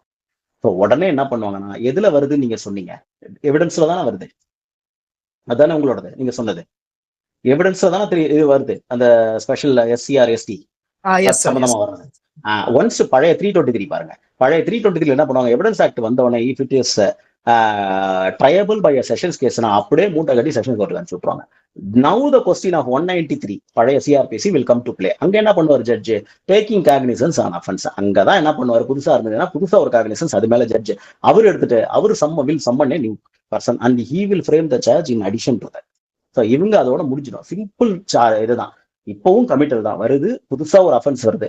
இது இவங்க நடத்துற அஃபென்ஸா இருந்துச்சுன்னா, புதுசா இருக்கிற அஃபென்ஸா இருந்துச்சுன்னா சார்ஜை ஃப்ரேம் பண்ணுவாங்க, அவ்வளவுதான். சார்ஜ் தான் மாற்ற முடியும், ஆல்டர் அமெண்ட் தி சார்ஜ். அப்படி தனியா காக்னிசன்ஸ் எடுக்கணும்னா தனி கேஸா போயிடும். அந்த மாதிரி அவங்க இருக்கல. ஜாயிண்ட் ட்ரையல் தான் அப்படின்னா கூட அது மாதிரி கிடையாது, எடுக்க மாட்டாங்க. ஏன்னா அந்த மாதிரி ஒண்ணு வராது. ஒரே அஃபென்ஸ் வந்து எய்தர்வே. இப்போ அது நீங்க சொன்ன மாதிரி SC/ST முடிஞ்சாலும் சரி, ஒரு சாதாரண அடிதடி போய் 302 முடிஞ்சாலும் சரி, நடந்துட்டு இருக்கும் பொழுது உடனே இது வந்து கூப்பிட்டு PRC எடுத்து பழைய 323 மூடி எவிடன்ஸ் எடுத்தாச்சு. அதுல இனிமே எனக்கு வந்து பவர் கிடையாதுன்னு சொல்லி எழுதி ஒரு டீடைல்டு ஆர்டர் 323 போட்டு அனுப்பிச்சுப்போம். போட்டு இவ்வளவுதான் நடக்கும். அங்க 193 வில் பிளே. C-193 பழைய இது 193 CRPC. No compare with new section. That will take play, role play. அது ரோல் எடுத்து. Okay sir, thank you sir, thank you sir. இதுல நிறைய இது இருக்குது. இது நிறைய எக்ஸசைஸே நான் வச்சிருக்கேன். ஏகப்பட்ட கொஸ்டின் இது போட்டிருக்கேன் நான். நிறைய உங்களுக்கு எப்படி கொஸ்டின்ஸ் நான் வச்சிருக்கேன். உங்களுக்கு நான் கொடுத்து அது எக்ஸசைஸ் மாதிரி வாங்கலாம் அப்படிங்கிறதுக்கு. இது அந்த டேட் வரும்போது நம்ம பார்க்கலாம். இதுதான் question. Okay, Selvakumar sir admit பண்ணிட்டு பேசுங்க சார். சார் அதுல இன்கொயரி சொன்னீங்களா சார், அதை மட்டும் ஒரு சார் சொன்னீங்க. எதுக்கு, அதாவது என்னன்னா இது எதனால பாதிப்பு, இதனோட பாதிப்பு எதுக்குன்னா கண்டமேனி வந்து அவங்கவுங்க இன்கொயரி வேற. அதாவது அவங்க என்ன நினைக்கிறாங்கன்னா, நான் வந்து இங்கிலீஷ்ல புலமை, அதனால ஐக்கு ஈக்குவல வித்தியாசம் பார்த்துட்டேன். 5 வருஷம் படிச்சுட்டோம், அதுக்கு மேல எல்லாம் படிச்சுட்டோம், so I will interpret something அப்படின்னு வர்றதுதான் நமக்கு இந்த டவுட் தான். After all it's English word, அது ஒரு இன்கொயரி அவ்வளவுதான். அது எங்க வந்தான்னா அவங்க எழுதிட்டாங்க. வெள்ளக்காரன் 1898 எழுதும்போது அவன் இன்கொயரின்னு எழுதுவான். ஒரு சில இட்ஸ் ஓகே, அது கிவ் another எக்ஸாம்பிள். இதுல பாத்தீங்கன்னா எவிடன்ஸ் ஆக்ட் பாத்தீங்கன்னா ஸ்டீஃபன், அப்போ வந்து ஜேம்ஸ் ஸ்டீஃபன், இப்போ வந்து அமித்ஷா வந்து என்ன படிச்சிருக்காருன்னு நம்ம கேட்க முடியாது. ஆனா பட் ரோட் BS. ஏன்னா அவர் வேற யாரும் எழுதுனதுக்கு இதுவே கிடையாது. டிபேட் பண்ணதோ இல்ல யாரோ வந்து லா கமிஷன் கொடுத்ததுக்கோ ஆதாரமே இல்லை. அவரே வந்து எழுதுனதுனால அமித்ஷாவோட பிரில்லியன்சில வந்தது என்னன்னா, ஒரு இடத்துல கான்ட்ரடிக்ஷன் வந்திருக்கும் பழைய 145. அதே பாத்தீங்கன்னா இன்னொரு இடத்துல பாத்தீங்கன்னா கராபரேஷன்ல வந்து ஒரு இடத்துல கராபரேஷன், ஒரு இடத்துல கான்ட்ரடிக்ஷன். இந்த இடத்துல 2 இதுல வந்திருக்கும். இல்ல கான்ட்ரடிக்ஷன், அந்த கான்ட்ரடிக்ட் வந்து வேற வேர்டு யூஸ் பண்ணிருப்பாங்க 157ல. அப்படிங்கும்பொழுது அது வருமா, 2 வேற அப்படின்ட்டு ஒரு நிறைய ரிசோர்ஸ் பர்சன் பாக்குறேன். சோ இது 2 வேற வார்த்தை, இது வேற அது வேற அப்படிலாம் இருக்காங்க. அந்த மாதிரிலாம் இல்ல. ஒரு இடத்துல ஒரு எழுதுறாங்க, அதே சினானிம்ஸா தெஷாரஸை பார்த்து வேற இடத்துல தெரியாம அவங்க எழுதியிருப்பாங்க. இது இங்கிலீஷ், அவ்வளவுதான். இது வந்து வெறுத்து போய் தான் வந்து 17A ஆஃப் PC ஆக்ட் எடுத்து பாருங்க. PC ஆக்ட்ல இப்போ என்ன சொல்றாங்கன்னா, என்கொயரிங்கிறது இதுல இருக்கிறது இன்கொயரி இல்லையா? சோ அது மேஜிஸ்ட்ரேட் தான் பண்றதுன்னு இதுல இருக்கு. அப்போ நீனு போட்டிருந்தா அது வந்து இன்வெஸ்டிகேஷன், போலீஸ் ரிப்போர்ட், போலீஸ் தான் பண்ணணும் அதை அப்படின்னு கொண்டு போறாங்க. ஏன் இவ்வளவு பெரிய இன்டெலிஜென்சில அவங்க காட்டுறாங்கன்றது அவசியம் இல்லை. அதை தான் முடிவு பண்ணி என்ன பண்ணிட்டாங்க, 17A அதுக்கு டீசென்ட் அமெண்ட்மெண்டா கொண்டு வந்து என்ன பண்ணிட்டாங்கன்னா, என்கொயரி ஆர் இன்வெஸ்டிகேஷன் இப்படி இல்ல ஆர்னு போட்டு எல்லாமே இவங்க பண்றாங்க, எல்லாம் ஒண்ணுதான்ட்டாங்க அவங்க கொண்டு வந்து. சோ இது ஒரு பெரிய இன்டெலிஜென்ட் இல்ல இதுல. After all these are all hand made of procedures. ஐயோ மாறுறதுனால ஒரு கேஸ் வீணாயிட போடுறது கிடையாது. அதை எடுத்து ஹைகோர்ட்டு கிரிமினல் ஓபி எல்லாம் போனோம்னா இதுதான் போட்டு காசு போட்டு தான் திருப்பி அனுப்புவாங்க. எக்ஸாமினேஷன் பாயிண்ட் ஆஃப் வியூலையும் சரி, அகாடமிக்கும் சரி, இந்த மாதிரி யாராவது சொன்னாங்கன்னா please do not accept, apply the common sense சொல்லலாம். So after all you are all professionals. நீங்க வந்து LLM அந்த பேச்சுலர் தாண்டி, அதுக்கப்புறம் மாஸ்டர் தாண்டி, டாக்டரேட் தாண்டி யுவர் ப்ரொஃபஷனல்ஸ். அந்த இது இல்லைன்னா கூட ப்ரொஃபஷனல்ஸா இருக்கிறதுனால நீங்க அதெல்லாம் எடுத்துக்க கூடாது சீரியஸா. இவ்வளவுதான். ஸோ யார் சொன்னாலும் அது அதான் அப்படின்னு எடுத்துக்க வேணாம். என்கொயரி இன்வெஸ்டிகேஷன் எல்லாம் ஒண்ணுதான். அந்தந்த இடத்துக்கு அவங்க அந்த வார்த்தை யூஸ் பண்ணிக்கலாம், வேற ஒண்ணும் இல்லை. Thank you sir, thank you sir. Enquiry அப்படின்றது வந்து இன்வெஸ்டிகேஷன் பண்றது, என்கொயரி அப்படின்றது வந்து ஆஃப்டர் ட்ரையல் அப்படிதானே சார்? அதாவது ட்ரையலுக்கு PNSSல 2, அதாவது PNSSல என்ன சொல்லுதுன்னா 2M வந்து சார் ஹலோ சார் கொஞ்சம் மியூட் ஆயிடுச்சு சார். Hello sir. சொல்லுங்க சார். அதாவது PNSSல வந்து 2M அப்படின்றதுல வந்து இன்கொயரினா, அதாவது வந்து ஜுடிஷியல் பிரசிடென்ஸ் ஓத் எடுத்துட்டு அதுக்கப்புறம் பண்றதுதான் என்கொயரி அப்படின்னு சொல்றாங்க. பின்னிட்டு வந்து 2Mல வந்து அது என்ன சொல்றாங்கன்னா வந்து இன்கொயரி இன்வெஸ்டிகேஷன் ஆஃபீஸர் பண்ணக்கூடியதுதான், அதாவது கோர்ட் இல்லாம அதர் தன் ஆஃபீஸர்ஸ் பண்றதுதான் என்கொயரி அப்படின்னு சொல்லி PNSS சொல்லுது. அதனால தான் கேக்குறாங்க சார். அதுதான் சொல்றாங்க, அதை சீரியஸா எடுத்துக்க வேணாங்கிறது தான் சொல்றேன். அதனால வந்து பெரிய இதை மாறி இருக்கிறதுனால இப்ப அவர் என்கொயரிக்கு மேல வந்து இன்கொயரி ஸ்டார்டட் எழுதுறதுனால ஒரு பாதிப்பும் கேஸுக்கு வர போறது இல்ல. இதனால மார்க்ஸுக்கு வர போறது இல்ல. இது எடுத்துக்க வேண்டாம் அப்படிங்கறத நான் சொல்றேன். ஆஸ் யூஷுவல் அது எப்படி இருக்கோ அது மாதிரி படிக்க, அதுல ஒண்ணும் இல்ல. பட் இதை எடுத்துக்கிட்டு இது ரெண்டுத்துக்கும் ஒரு பெரிய வித்தியாசம் இருக்கு, இதனால நான் கேஸே மாத்துவேன்னா அது எந்த விதத்துலையும் கேஸை பாதிக்காது. அதனால அந்த மாதிரி ஐடியாலஜி போக வேண்டாம் நான் சொல்றேன். ஸோ ஐடியாலஜி நான் சொல்றேன், அது எடுத்துக்க வேண்டாம் அப்படிங்கிறதா. சரி, நீங்க ஓகே யுவர் வியூ, இல்ல நான் அப்படித்தான் எடுத்துக்குவேன்னா சால் யுவர்ஸ். அது நான் சொல்றேங்கிறதுனால நீங்க இதை எடுத்துக்கணும்னு அவசியம் இல்லைல்ல. சால் யுவர்ஸ். ஓகேங்க sir, okay, thank you sir. Krishna sir, நீங்க அன்மியூட் பண்ணிட்டு பேசுங்க sir. Sir good evening sir. It another good session sir. எல்லாருக்குமே ரொம்ப யூஸ்ஃபுல்லா இருந்தது. யாரு, நம்ம கிருஷ்ணா சாரா? ஆமா ஆமா சார். ஆமா, நீங்க எதுக்கு இங்க நம்ம 2 பேரும் நாமளே பேசிக்கிற மாதிரி ஆயிடும், அதை விட்டுருங்க. Right sir, thank you. ஒரு சின்ன டவுட் சார். எப்படின்னா இப்ப இந்த காக்னிசன்ஸ் பத்தி சொன்னீங்க இல்லையா, காக்னிசன்ஸ்ல இந்த சாங்ஷன் அதோட ரோல் என்னவா இருக்கு சார்? இப்ப for example army persons. Correct, இல்ல குட் கொஸ்டின். அதாவது நான் அது காக்னிசன்ஸ்னு வரும்போது டீடைல்டா போலாம். இப்ப வேணா சிம்பிளா சொல்லிடுறேன். You know that very well. இது இவங்களுக்காக கேட்குறீங்கன்னு நினைக்கிறேன். காக்னிசன்ஸை பொறுத்த வரைக்கும் எப்படின்னா, அந்த இடத்துல என்னன்னா சாங்ஷனுக்கு அவ்வளவு முக்கியத்துவம் கொடுக்க வேணாம். கம்ப்ளைண்டா இருந்ததுன்னா முக்கியத்துவம் கொடுக்க வேணாம். ஒருவேளை கம்ப்ளைண்ட்டுக்கு மட்டும் நான் ஃபர்ஸ்ட் போறேன். ஒருவேளை காக்னிசன்ஸ் எடுக்கும் பொழுதே உங்களுக்கு சாங்ஷனிங் அத்தாரிட்டியினோட இது அவசியம் அப்படின்ற ஒரு முடிவு வந்தா, ஜட்ஜி வந்தா, அப்போ அதனால காக்னிசன்ஸ் நிறுத்த வேண்டாம், கண்டினியூ பண்ணுங்க. அது எழுதி போட்டு வாங்குங்க. சாங்ஷனிங் அத்தாரிட்டி, ஒருவேளை சாங்ஷனிங் அத்தாரிட்டி இப்ப கொடுக்க முடியாது. ஃபார் இன்ஸ்டன்ஸ் என்னன்னா, நாம இங்க இருந்து ஒரு ஃபைனல் ரிப்போர்ட்டை ஒருத்தவங்க ரெடி பண்றாங்க, ஒரு பிசி ஆக்ட்னு வச்சுக்கோங்க. ஒருத்தர் மேல ஃபைனல் ரிப்போர்ட் பிரைப் வாங்கிட்டாங்க, ஃபைனல் ரிப்போர்ட் வாங்கினா, it is not the accused part of his official discharging duty. அது கிடையாது அவனுக்கு. ஸோ என்ன பண்றாங்க, அதுக்கு அவங்க இவங்க என்ன பண்றோம், சிபிஐ என்ன பண்றாங்க, ஃபுல்லா ஃபைனல் ரிப்போர்ட் போட்டுட்டு sanctioning authority, who is sanctioning authority, obviously the person who dismisses him, அப்படின்னா அவர் தான் சாங்ஷனிங் அத்தாரிட்டி. அவர்கிட்ட கொண்டு போய் சப்மிட் பண்றாங்க. அவர் என்ன பண்ற, ரொம்ப லேட் பண்றாரு. அந்த மீன் டைம்ல இங்க லிமிடேஷன் போயிட போகுதுன்ட்டு, அல்லது வேற ரீசனுக்கு ஒரு நாள் குயிக்கா நடத்தணுங்கிறத இங்க கொண்டு வந்து கேஸ போட்டுறாங்க. இப்ப ஜட்ஜி பார்த்துட்டு என்ன பண்றாங்க, வாட் ஹேப்பன்ஸ்னா சாங்ஷனிங்க்கு எழுதி போட்டிருக்கிறோம், என்ன வரலங்கிற. இப்போ அப்ப என்ன பார்க்க வேண்டியது ஜட்ஜி என்னன்னா, ஓகே சாங்ஷனிங்க்கு இருக்குதா, ஸோ காக்னிசன்ஸுக்கு அஃபென்ஸ் இருக்கா ஃபர்ஸ்ட் பாத்துருவாரு.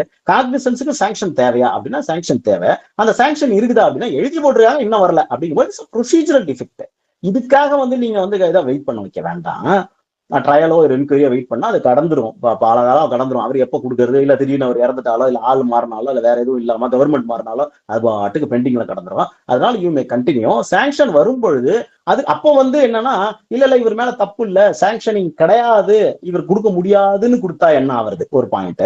ரெண்டாவது, இல்ல சாங்ஷன் கொடுத்துட்டாங்க அப்படின்னா இது வேலிட். அவர் சாங்ஷன் கொடுக்கலன்னா அதை ரிஜெக்ட் பண்ணிட்டு இவங்க கேஸ் நடத்தினது என்ன, அந்த கேஸோட இது என்ன, கிட்டத்தட்ட ஜட்மெண்ட் இதுக்கு வந்துருச்சுன்னா அதனுடைய பார்ட்டி என்ன ஆகும் அப்படிங்கிறது தான் இதுக்கு சாங்ஷனிங் பார்ட்டி. ஸோ இது finally. But coming to your answering your question, சிம்பிளா காக்னிசன்ஸுக்கு எடுக்கும் பொழுது சாங்ஷனிங்க்கு அனுப்பியிருக்காங்க. இப்ப கம்ப்ளைண்டா இருந்ததுன்னா பிரைவேட் பர்சன் தான். அவர் என்ன பண்ணுவாரு, யாருக்கிட்ட சாங்ஷன் அனுப்புமோ அவர்கிட்ட அனுப்பிட்டாங்க, இன்னும் அவர் கொடுக்கல, பதில் வரல அவர்கிட்ட இருந்து, அதை ஃபாலோ அப் பண்ணிட்டு இருக்கேன்னா that is enough for taking cognisance.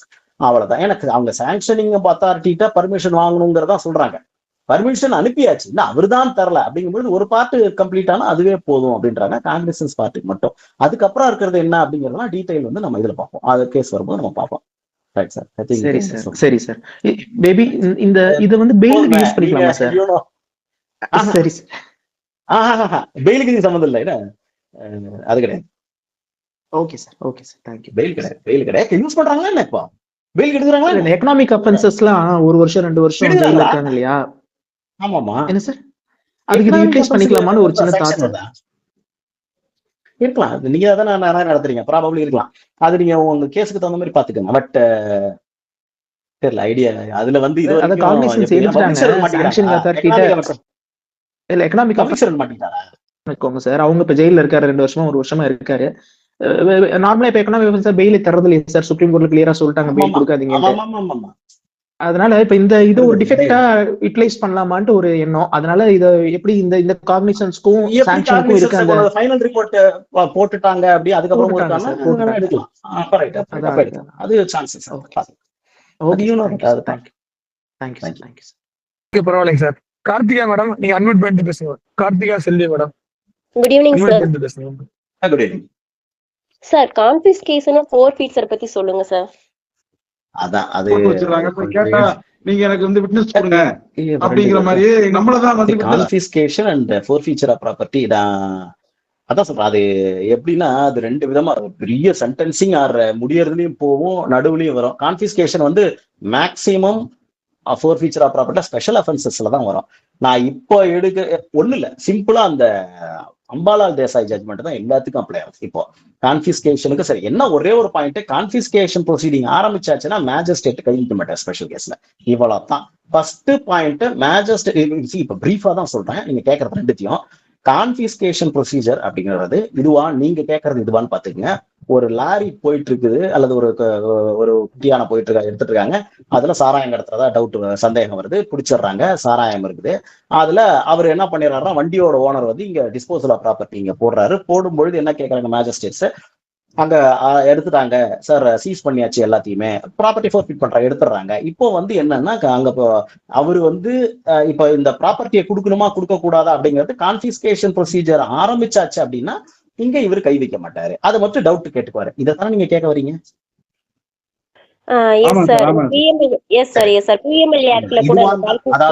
அதான் இதுவா இருந்ததுன்னா இதுதான் அப்படி எங்களுதா இருந்ததுன்னா கான்பிஸ்கேஷன் ப்ரொசீஜர் நாங்க ஆரம்பிச்சதுக்கு வெறுமா ஆரம்பிச்சாச்சுன்னு சொல்லக்கூடாது. பப்ளிக் ப்ராசிக்யூட்டர் என்ன வந்து சொல்லணும் அல்லது போலீஸ் வந்து என்ன சொல்லணும்னா அங்க கான்பிஸ்கேஷன், ஏன்னா ரெண்டு இடத்துல, ஒண்ணு வந்து சில இடத்துல ஸ்பெஷல் ஆபீசரா இருப்பாங்க, சில இடத்துல போலீஸ் ஆபீசரா இல்லாம இருப்பாங்க. You know that very well. அதனால என்னன்னா ஒரு சில இடத்துல போலீஸ் ஆபீசர்ஸா இல்லாம இருக்கிறவங்க என்னன்னா அவங்க கான்பிஸ்கேஷன் ப்ரொசீஜர் டிஸ்ட்ரிக்ட் மேஜிஸ்ட்ரேட் ஆரம்பிச்சிட்டாரு, அவங்கள்ட்ட போயாச்சு, அதுக்கு பாருங்க ப்ரொசீடிங் ஆரம்பிச்சாச்சுன்னு கொண்டு வந்து காட்டினா மட்டும் டிஸ்போசல் ஆஃப் ப்ராப்பர்ட்டி வராது. இவர் மேஜிஸ்ட்ரேட் இன்வால்வ் ஆக மாட்டார், அப்படியே ஸ்டாப் பண்ணிட்டு அனுப்பிச்சுடுவாரு. மற்றபடி பாத்தீங்கன்னா அவர் அனுப்புவார். இந்த கான்பிஸ்கேஷன் ஆஃப் ஃபோர் ஃபீச்சரை பொறுத்த வரைக்கும் ஒன்லி ஆஃப்டர் த ட்ரையல் தான் அது முடிவு பண்றதுதான். அது ஆக்சுவலி பெரிய லென்த் வரும்பொழுது நான் வேணா அதை டீடைல் வரும்போது டிஸ்போசல் ஆஃப் ப்ராப்பர்ட்டில it's one of the part. ஒரு நாள் முழுக்க அதை நம்ம எடுப்போம், அதை நம்ம பார்க்கலாம்.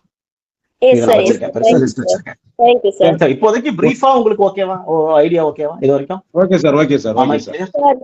சண்டே சிபிஐ எக்ஸாம் எழுத போறோங்க சார், அதனால பிஎம்எல்ஏ ஆக்ட்ல படிக்கும் போது கொஞ்சம் கன்ஃபியூஸ் ஆகுது சார், அதனால சார் கேட்டேன். பிஎம்எல்ஏ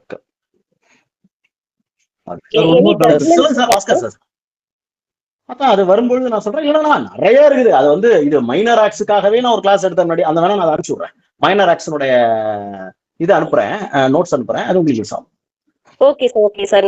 நாங்க சண்டே சிபிஐ எக்ஸாம் எழுத போறோம் சார், இதுக்கு ரிலேட்டட் நான் நாளை கால் அனுப்பிச்சிடுறேன். ஏன்னா இதுமா நான் அதை எடுக்கணும், இங்க இருக்கிறதுனால என்னால அது கையில இல்லை, இல்லைன்னா உடனே அனுப்பிச்சிடுறேன். சாருக்கு அனுப்பிச்சிடுறேன். Okay sir, okay sir, thank you sir. Hello, சொல்லுங்க sir. Good evening sir. Good evening sir. Sir ஆக்சுவலா வந்து இந்த கான்பிஸ்கேஷன் ப்ரொசீடிங்ஸ் பண்ண ஆரம்பிச்சிட்டாங்கன்னா அந்த ப்ரோ கேஸ்லாம், அதுக்கடுத்து maximum magistrate has no power. ஆமா சார், அவங்க அதான் கரெக்ட். நீங்க கார்த்திகேயன் பாத்துங்க, அதான் கரெக்ட். ஆனா பாயிண்ட் தான் இதுதான். இல்ல நான் வந்து அந்த மாதிரி ஹைகோர்ட்லயே ஆர்டர் வாங்கியுமே கான்பிஸ்கேஷன் பண்ண பிறகு அந்த வெஹிக்கிளை எடுத்துட்டாங்க. எனக்கு உண்மைதான். இல்ல நானும் அதெல்லாம் நிறைய ஆர்டர் வாங்கிருக்கேன். நம்ம படம் அது பிராக்டிகலா வருங்க. It's a good practical. பாருங்க சார் சொல்றாங்க, அது அதையும் நோட் பண்ணிக்கோங்க. அவர்கிட்ட கான்டாக்ட் பண்ணி ஐ திங்க் அவர் அந்த ஜட்மெண்ட் சார் 15 days தான், மோர் தென் 10 or 15 days தான் வெஹிக்கிள் நம்ம கையில இருக்கும் மேக்ஸிமம். அதுக்கு கான்பிஸ்கேஷன் பண்ண ப்ரோ கேஸ்ல மட்டும். ஆமா, அது இதெல்லாம் நீங்க அந்த நோட்ஸ் அனுப்பிச்சிட்டீங்கன்னா அவங்க அப்படி ரிசீவ் பண்ணிக்குவாங்க அவங்க Karthika. Okay sir, okay sir. Thank you sir. I got it sir. அதாவது போக்சோ ஆக்ட் இருக்குல்ல சார், போக்சோ ஆக்ட்ல வந்து சார் டிஎன்ஏ டெஸ்ட்ல வந்து அக்யூஸ்ட வந்து ஐடென்டிஃபை பண்றாங்க. ஆனா வந்து அந்த அக்யூஸ்டுக்கும் அந்த இதுக்கும் சம்பந்தமே இல்லை. அவர் வந்து நான் எப்பவுமே அந்த வீட்டு பக்கமே போனதில்லை, ஆனா டிஎன்ஏ டெஸ்ட்ல வந்து என்னைய வந்து அக்யூஸ்டுன்னு பண்றாங்க அப்படின்னு சொல்லி அவரை வந்து ரிமாண்ட் பண்ணிடுறாங்க. நம்ம பெயில வந்துடும். இப்ப ட்ரையல் ஓப்பன் ஆக போகுது சார். இப்போ வந்து நம்ம டிஎன்ஏ டெஸ்ட் கேட்கறதுக்கு வாய்ப்பு இருக்கா சார்? எத்தனை தடவை வேணாலும் கேட்கலாம். அதுதான் பிரைவேட் கேட்க முடியாது, நீங்க கவர்மெண்ட்ல கேட்கலாம், அவ்வளவுதான். அதுக்கு வந்து ரிட்டு ஒரு ப்ரொசீஜர் சரியில்லை. நீங்க என்ன சொல்ல வரீங்கன்னா அது சரியில்லை, அவன் வந்து போலீஸ் அவங்களுக்கு ஏற்ற மாதிரி வாங்கிட்டான் அப்படின்னு சொல்ல போறீங்க, அவ்வளவுதானே. அதை ஃபர்ஸ்ட் கொண்டு போய் மேலதான் கொண்டு போகணும். அது நீங்க கேட்கலாம், அது ஹைகோர்ட் அத்தாரிட்டி. அது கேட்கறது கேட்கலாம், அது கேட்க முடியுமானா கேட்கலாம். ஆனா அது டிபெண்ட்ஸ். இதான் தனுஷ் கேஸ்ல தான் டிசைட் பண்றாங்க. இந்த மாதிரிலாம் 2 தடவை 3 தடவைலாம் வராதிங்க, எத்தனை தடவை வந்தாலும் ஒரே ரிசல்ட் தானே வரப்போகுது, ஏன்னா அதே டிஎன்ஏ தானே அப்படின்றாங்க. நீங்க அதுக்கு டிஎன்ஏ டெஸ்ட்ல நீங்க இம்ப்ராபபிள் சொல்லணும், இது வர வாய்ப்பு இல்லை. இந்த DNA test the scientific methodology what they have used while identifying the DNA of a particular person is wrong or false அப்படின்றத நீங்க அதுல கொண்டு வந்தா மட்டும்தான் அது மெயின்டைன் ஆகும். பண்ணலாம், தாராளமா பண்ணலாம். அதுக்கு நீங்க ஒரு டிசீஸ் வந்து டைடு சார், டிசீஸ் வந்து டைடு. அந்த குழந்தை மட்டும்தான் இருக்குது. அந்த அந்த டிசீஸ் வந்து எங்கேயுமே வந்து இவர் பேரை சொல்லல. குழந்தை பிறந்தது டிஎன்ஏ தான் டைரக்டா இருக்குன்றீங்களா? இல்ல இதுதான் டிஎன்ஏவோட பிரச்சனையே. when scientific evidence comes அது இட் ஓவர் கம் எவ்ரிதிங். அது சயின்டிபிக் எவிடன்ஸ் உடனடியே நம்பிடுவாங்க, அவ்வளவுதான். ஆனா அவங்க சொன்னது வந்து இன்னொரு பையனை சொன்னாங்க. ஆனா அந்த பையனுக்கு நெகட்டிவ் வந்துருச்சு, இந்த பையனுக்கு பாசிட்டிவ் வந்துருச்சு. அதான் இப்ப எப்படி ஜட்ஜ் எடுப்பாங்கன்னா உயிரோட இருந்து ஏன்ட்டானே இப்ப சொல்லிருப்பாங்கன்னு எடுப்பாங்க, அவ்வளவுதான். ஒழிக்கணும்னா எப்படி வேணும் பண்ணலாமே. பட் என்ன செய்வாங்க, இதை நீங்க பொறுத்த வரைக்கும் டிஎன்ஏ பொறுத்த வரைக்கும் நீங்க முடிவு பண்ணிட்டீங்கன்னா ஃபர்ஸ்ட் அவங்க சயின்டிபிக் எவிடன்ஸ் ஒத்துக்குவாங்க. இப்ப அந்த சயின்டிபிக் எவிடன்ஸ் தப்பு அப்படின்றதுக்கு நீங்க ஒரு தீசிஸே கொடுக்கணும். அது எந்த மெத்தடாலஜி அவங்க எடுத்தாங்க, அதை அவர் கிராஸ்ல தான் ஆக்சுவலி வாங்கணும், இல்ல அவர்கிட்ட ஆர்டிஐ போட்டு வாங்கணும். வாங்கி நீங்க என்னென்ன மெத்தட் சயின்ஸ் எக்ஸ்பெரிமெண்ட் பண்ணீங்க, அந்த எக்ஸ்பெரிமெண்டேஷன் கொடுக்க என்னென்ன மிஸ்டர் யூஸ் பண்ண, எந்த அளவுக்கு யூஸ் பண்ண, இவரோட டிஎன்ஏ எந்த லெவல்ல இருந்துச்சு, அதோட எந்த குரோமோசோம்ஸ் எப்படி கண்ட்ரோல் பண்ணீங்க, இந்த குழந்தையோட என்ன, இதெல்லாம் வாங்கி நீங்க ஒரு பிரைவேட் லேப்ல கொடுத்து அதை அனலைஸ் பண்ணி அவனுக்கு தப்புன்னு நீங்க எடுத்து அதுக்கப்புறம் தான் மேல கொண்டு போய் போட்டீங்கன்னா அது கரெக்டா இருக்கும். அது வரைக்கும் அதை ஒத்துக்குவாங்க. இவ்வளவு பெரிய இது இருக்கு. நம்ம சொல்ல போறது அதுதான். என்ன ஃப்ரேம் பண்ணிட்டாங்க, இதுக்கு வந்து டிஎன்ஏ வந்து சயின்டிபிக் எக்ஸ்பர்ட் ஹெல்ப் பண்றாரு, இவ்வளவுதானே நீங்க சொல்ல போறீங்க. அதுக்கு பின்னாடி இவ்வளவு வேலை இருக்கு உங்களுக்கு. அது எய்தர்வே ட்ரையல்லையும் நிரூபிக்கலாம், இல்ல முன்னாடியே கிரிமினல் ஓபி மாதிரி எடுத்துட்டு போய் பார்க்கலாம். அதுக்கு நீங்க ஏகப்பட்ட இது இருக்கு. அது பாத்துக்கோங்க. Thank you sir. Thank you sir. Sir இது கேட்டீங்களே சார், நம்ம பேசணும் ஆர்சிஎஸ் பத்தி ஏதோ நம்ம பேசணும், டிஸ்கஸ் பண்ணலாமே சார். ஆமாங்க சார். அதாவது சார் நம்ம ஆர்சிஎஸ் வந்து இது பண்ணிட்டோம் சார். சரி, அப்ஜெக்ஷன்லாம் போட்டு நான் யாருக்கு என்கொயரியில வந்து அவங்க ஆர்டர் போட்டாங்க. சரி, ஆர்டர் போட்டாங்க. ஆனா போலீஸ் தரப்புல என்ன பண்றாங்கன்னா அதை அப்படியே பெண்டிங் போட்டுறாங்க சார். 1 year ஆயிடுச்சு. அதை ரீஇன்வெஸ்டிகேஷன் போட்டு ரீஇன்வெஸ்டிகேட் பண்ணவும் மாட்டேன்றாங்க. போலீஸ் ஏன் வருது ரீஇன்வெஸ்டிகேஷன்? ஹைகோர்ட் போயாச்சா? ஹைகோர்ட் பண்ணாங்களா ரீஇன்வெஸ்டிகேஷன்? இல்ல சார், நம்ம ஜெயம்லயே வந்து என்ன பண்ணிட்டாங்கன்னா நீங்க வந்து ஃபர்தரா வந்து சார்ஜ் ஷீட் கொடுக்க முடியாது. இல்ல சார்ஜ் ஷீட் போட சொல்லிட்டாங்க. இல்ல சார், ரீஓபன் பண்ண சொல்லிட்டாங்க சார். ரீஓபன் பண்ண சொல்லிட்டாங்க. பண்ண முடியாது. இல்ல இங்க பாருங்க, கான்செப்ட் ஆஃப் ஆர்சிஎஸ் என்னன்றது ஃபர்ஸ்ட் பார்ப்போம். ஒரு ஃபைனல் ரிப்போர்ட் ஃபைல் பண்றாங்க. அந்த ஃபைனல் ரிப்போர்ட்ல 169 பழைய 169 and 170 ஃபைனல் போலீஸ் ரிப்போர்ட்ல போலீஸ்க்கு இன்வெஸ்டிகேஷன் ஆஃபீஸருக்கு என்ன பவர்னா 169ல நெகட்டிவா ஒரு ஒப்பீனியன், இல்ல இவர் தப்பு பண்ணல, அதனால நான் அவரை பெயில் எல்லாம் விடுவாரு, அது விடலாம் அப்படின்னு அவர் தப்பு இல்லைன்னு அவரோட ஒப்பீனியன் கொடுக்கலாம். 170ல அவர் மேல சார்ஜையும் சொல்லலாம், இல்ல இந்த சார்ஜ் அவர் இருக்கு அப்படின்னு சொல்லலாம். இதுல 169ல அவர் ஒப்பீனியன் கொடுத்தாரு. After all the investigation has been completed, மொத்தமா முடிஞ்சதுக்கு அப்புறம் ஒரு ஒப்பீனியன் அவரு இவன் நல்லவன் அப்படின்னு கொடுத்தாரு. நான் மேஜிஸ்ட்ரேட் அப்படியே ஆர்சிஎஸ் அனுப்பிடுறாங்க. இதெல்லாம் செய்யவே கூடாது. அப்பதான் என்ன பண்ண 2 ஜட்மெண்ட் கொடுத்தேன், அபிநந்தன்ஜா அண்ட் இந்தியா கரெக்ட்னு 2000 ஒருத்தர படிச்சீங்கன்னா வரும். இப்ப மேஜிஸ்ட்ரேட் என்ன பண்ணுவாங்க, காக்னிசன்ஸ் எடுக்கிறதுக்கு ட்ரை பண்ணி படிச்சு பார்ப்பாங்க, whether is there any offence or not. அவர் அந்த ஒப்பீனியன் கொடுக்கறதுனால மேஜிஸ்ட்ரேட் அதை எடுத்துக்கணும்னு அவசியம் இல்லை. அப்ப என்ன பண்ணுவாங்கன்னா எடுத்து பார்த்துட்டு இவருமே ஆமா நான் படிச்சு பார்த்துமே எனக்கு வந்து அதுல தப்பு இல்லைன்னு ஒரு முடிவு பண்ணா மட்டும்தான் என்ன பண்ணுவாரு. சரி, இந்த நடுவுல ஒண்ணு பார்ப்போம். ஃபைனல் ரிப்போர்ட் போலீஸ் ரிப்போர்ட் தான் இருக்கு. ரெஃபர்டு சார்ஜ் ஷீட், இந்த மிஸ்டேக் ஃபேக்ட், ஃபால்ஸ் ஃபேக்ட், இதெல்லாம் நம்ம மைண்ட்ல வச்சுக்கவே கூடாது. பழக்கத்துல இருக்கிறதுனால நானும் அதே வார்த்தையை சொல்றேன். ரெஃபர் சார்ஜ் ஷீட் தான் என்ன பொறுத்த வரைக்கும் எனக்கு அதுல அஃபென்ஸ் இல்லைன்னு ஒரு முடிவு அவர் வந்தா தான், அந்த ஒப்பீனியன் அவர் அப்ஹெல்ட் பண்ணார்னா he will send a notice. Criminal rules of practice தனி ப்ரொசீஜர் இருக்கு. அது 2019ல ஒரு நோட்டீஸ் அனுப்புவார். ஒன்ஸ் அந்த நோட்டீஸ் அனுப்பியாச்சுன்னா இவரோட ஒப்பீனியன் என்ன முடிவு பண்ணிட்டாரு, 3 தான் செய்யலாம். 1, அவர் அதை அக்செப்ட் பண்ணலாம் ஃபைனல் ரிப்போர்ட்டை. 2வது, ஃபைனல் ரிப்போர்ட்டுக்கு அந்த கான்ட்ரரியா இவர் வந்து ஒரு டெசிஷன் எடுக்கலாம். அதுல இல்லைன்னா இவர் ஆமான்னா இல்லைங்களாம். 3வது, ஃபர்தர் இன்வெஸ்டிகேஷன் அண்டர் 156(3) பழசு இப்போ 175(3)ல அனுப்பலாம். இது 3 பவர் தான் அவருக்கு அதுல இருக்குது. அதுல ஒரு பவரை இன்வோக் பண்ணிடுறாரு. இன்வோக் பண்ண மொத்தம் 2 அவ்வளவுதான், இன்னும் கிடையாது இருக்கு. Once he cannot go back. இப்ப அவர் என்ன பண்ணுவாருன்னா, அனுப்பிச்சு நீங்க வந்து ப்ரொடெஸ்ட் பெட்டிஷன் போட்டாச்சுன்னா, அதுதான் நான் ப்ரொடெஸ்ட் அப்ளிகேஷனுக்கு 2 ஜட்மெண்ட் கொடுத்தேன். எடுத்து படிச்சு பாக்குற மேஜிஸ்ட்ரேட் என்ன பண்ணணும்னா, அது ப்ரொடெஸ்ட், நீங்க அப்ஜெக்ஷன் ஆர் ப்ரொடெஸ்ட் அப்ளிகேஷன் எப்படின்னா அந்த வார்த்தை அப்ஜெக்ட் எதை பண்ணுவீங்க, அவரோட ஒப்பீனியன் சரியில்லை, இதை மிஸ்டேக் பண்ணிட்டாரு, இதை செய்யணும்னு ஒப்பீனியன் நீங்க கொடுத்தீங்கன்னா now magistrate will consider it. என்ன பண்ணுவாருன்னா அதை அப்படியே ஒரு கம்ப்ளைண்டா பாத்துவாரு. அவரால போலீஸ் ரிப்போர்ட்டுக்கு திருப்பி போகவே முடியாது. அவரால் அப்படி போயிட்டாங்கன்னா அக்யூஸ்ட் வந்தவொடனே நேரா கிரிமினல் ஓபி எடுத்துட்டு போவான். இத முரளி சங்கர் ஜெயம் கொடுத்திருப்பாங்க. இதுலயும் நான் கொடுத்த ஜட்மெண்ட்ஸ் 6-7 ஜட்மெண்ட் ப்ரொடெஸ்ட் கொடுத்துருப்போம் பாருங்க, டீடைல்டா சொல்லும். இந்த ரீஓபன் பண்றது, ரீகால் பண்றது, இந்த magistrate has no power to recall or review his own order. அதுல கிடையாது. தலையால அடிச்சுக்கிறாங்க 3 ஜட்ஜ் 5 ஜட்ஜ் எல்லாம் இந்த மாதிரி பண்ணாதீங்கன்னு. அது மாதிரி இவர் பண்றாங்கன்னா தட் இஸ் ராங். அது பண்ண முடியாது. ஒன்ஸ் அவர் ஆர்சிஎஸ்னா அவரோட ஒப்பீனியன் அதுன்னு அர்த்தம். He comes to that particular opinion, whereas he cannot go back, recall or review his own order. அவர் ஒரு ஆர்டர் எழுதிடுறாரு. அவர் வந்து சென்டிங் ஆர்சிஎஸ், உனக்கு வந்து சம்மன் அனுப்புறேன், நீங்க வாங்க, உங்களுக்கு ஏதாவது அப்ஜெக்ஷன் இருக்கான்னு கேட்கறாரு பாருங்க. It's self an order, judicial order. அதுல என்ன வாங்க முடியாது, ரீகால் ரீஓபன்லாம் பண்ண முடியாது. பண்ணிட்டாங்கன்னா தட்ஸ் ராங், இல்லீகல். அது என்ன சொல்ல போனா ராங், இது கிடையாது. அது வந்து ரிவிஷன்ல கொண்டு போய் செட்டிஸ்ஃபை பண்ணி மாற்றக்கூடியது கிடையாது. That's an illegal. மொத்தமா அக்யூஸ் அடிச்சுக்கிறோம். Okay sir, thank you sir. Vishnu ஓகேங்க sir, thank you sir. Right sir, I will complete. Okay okay, thank you very much sir. Class very excellent sir. Class ஆரம்பிச்ச நேரத்துல இந்த வரை அதே உற்சாகத்தோட பேசுறீங்க. Thank you sir, thank you very much. Thank you sir. Thank you.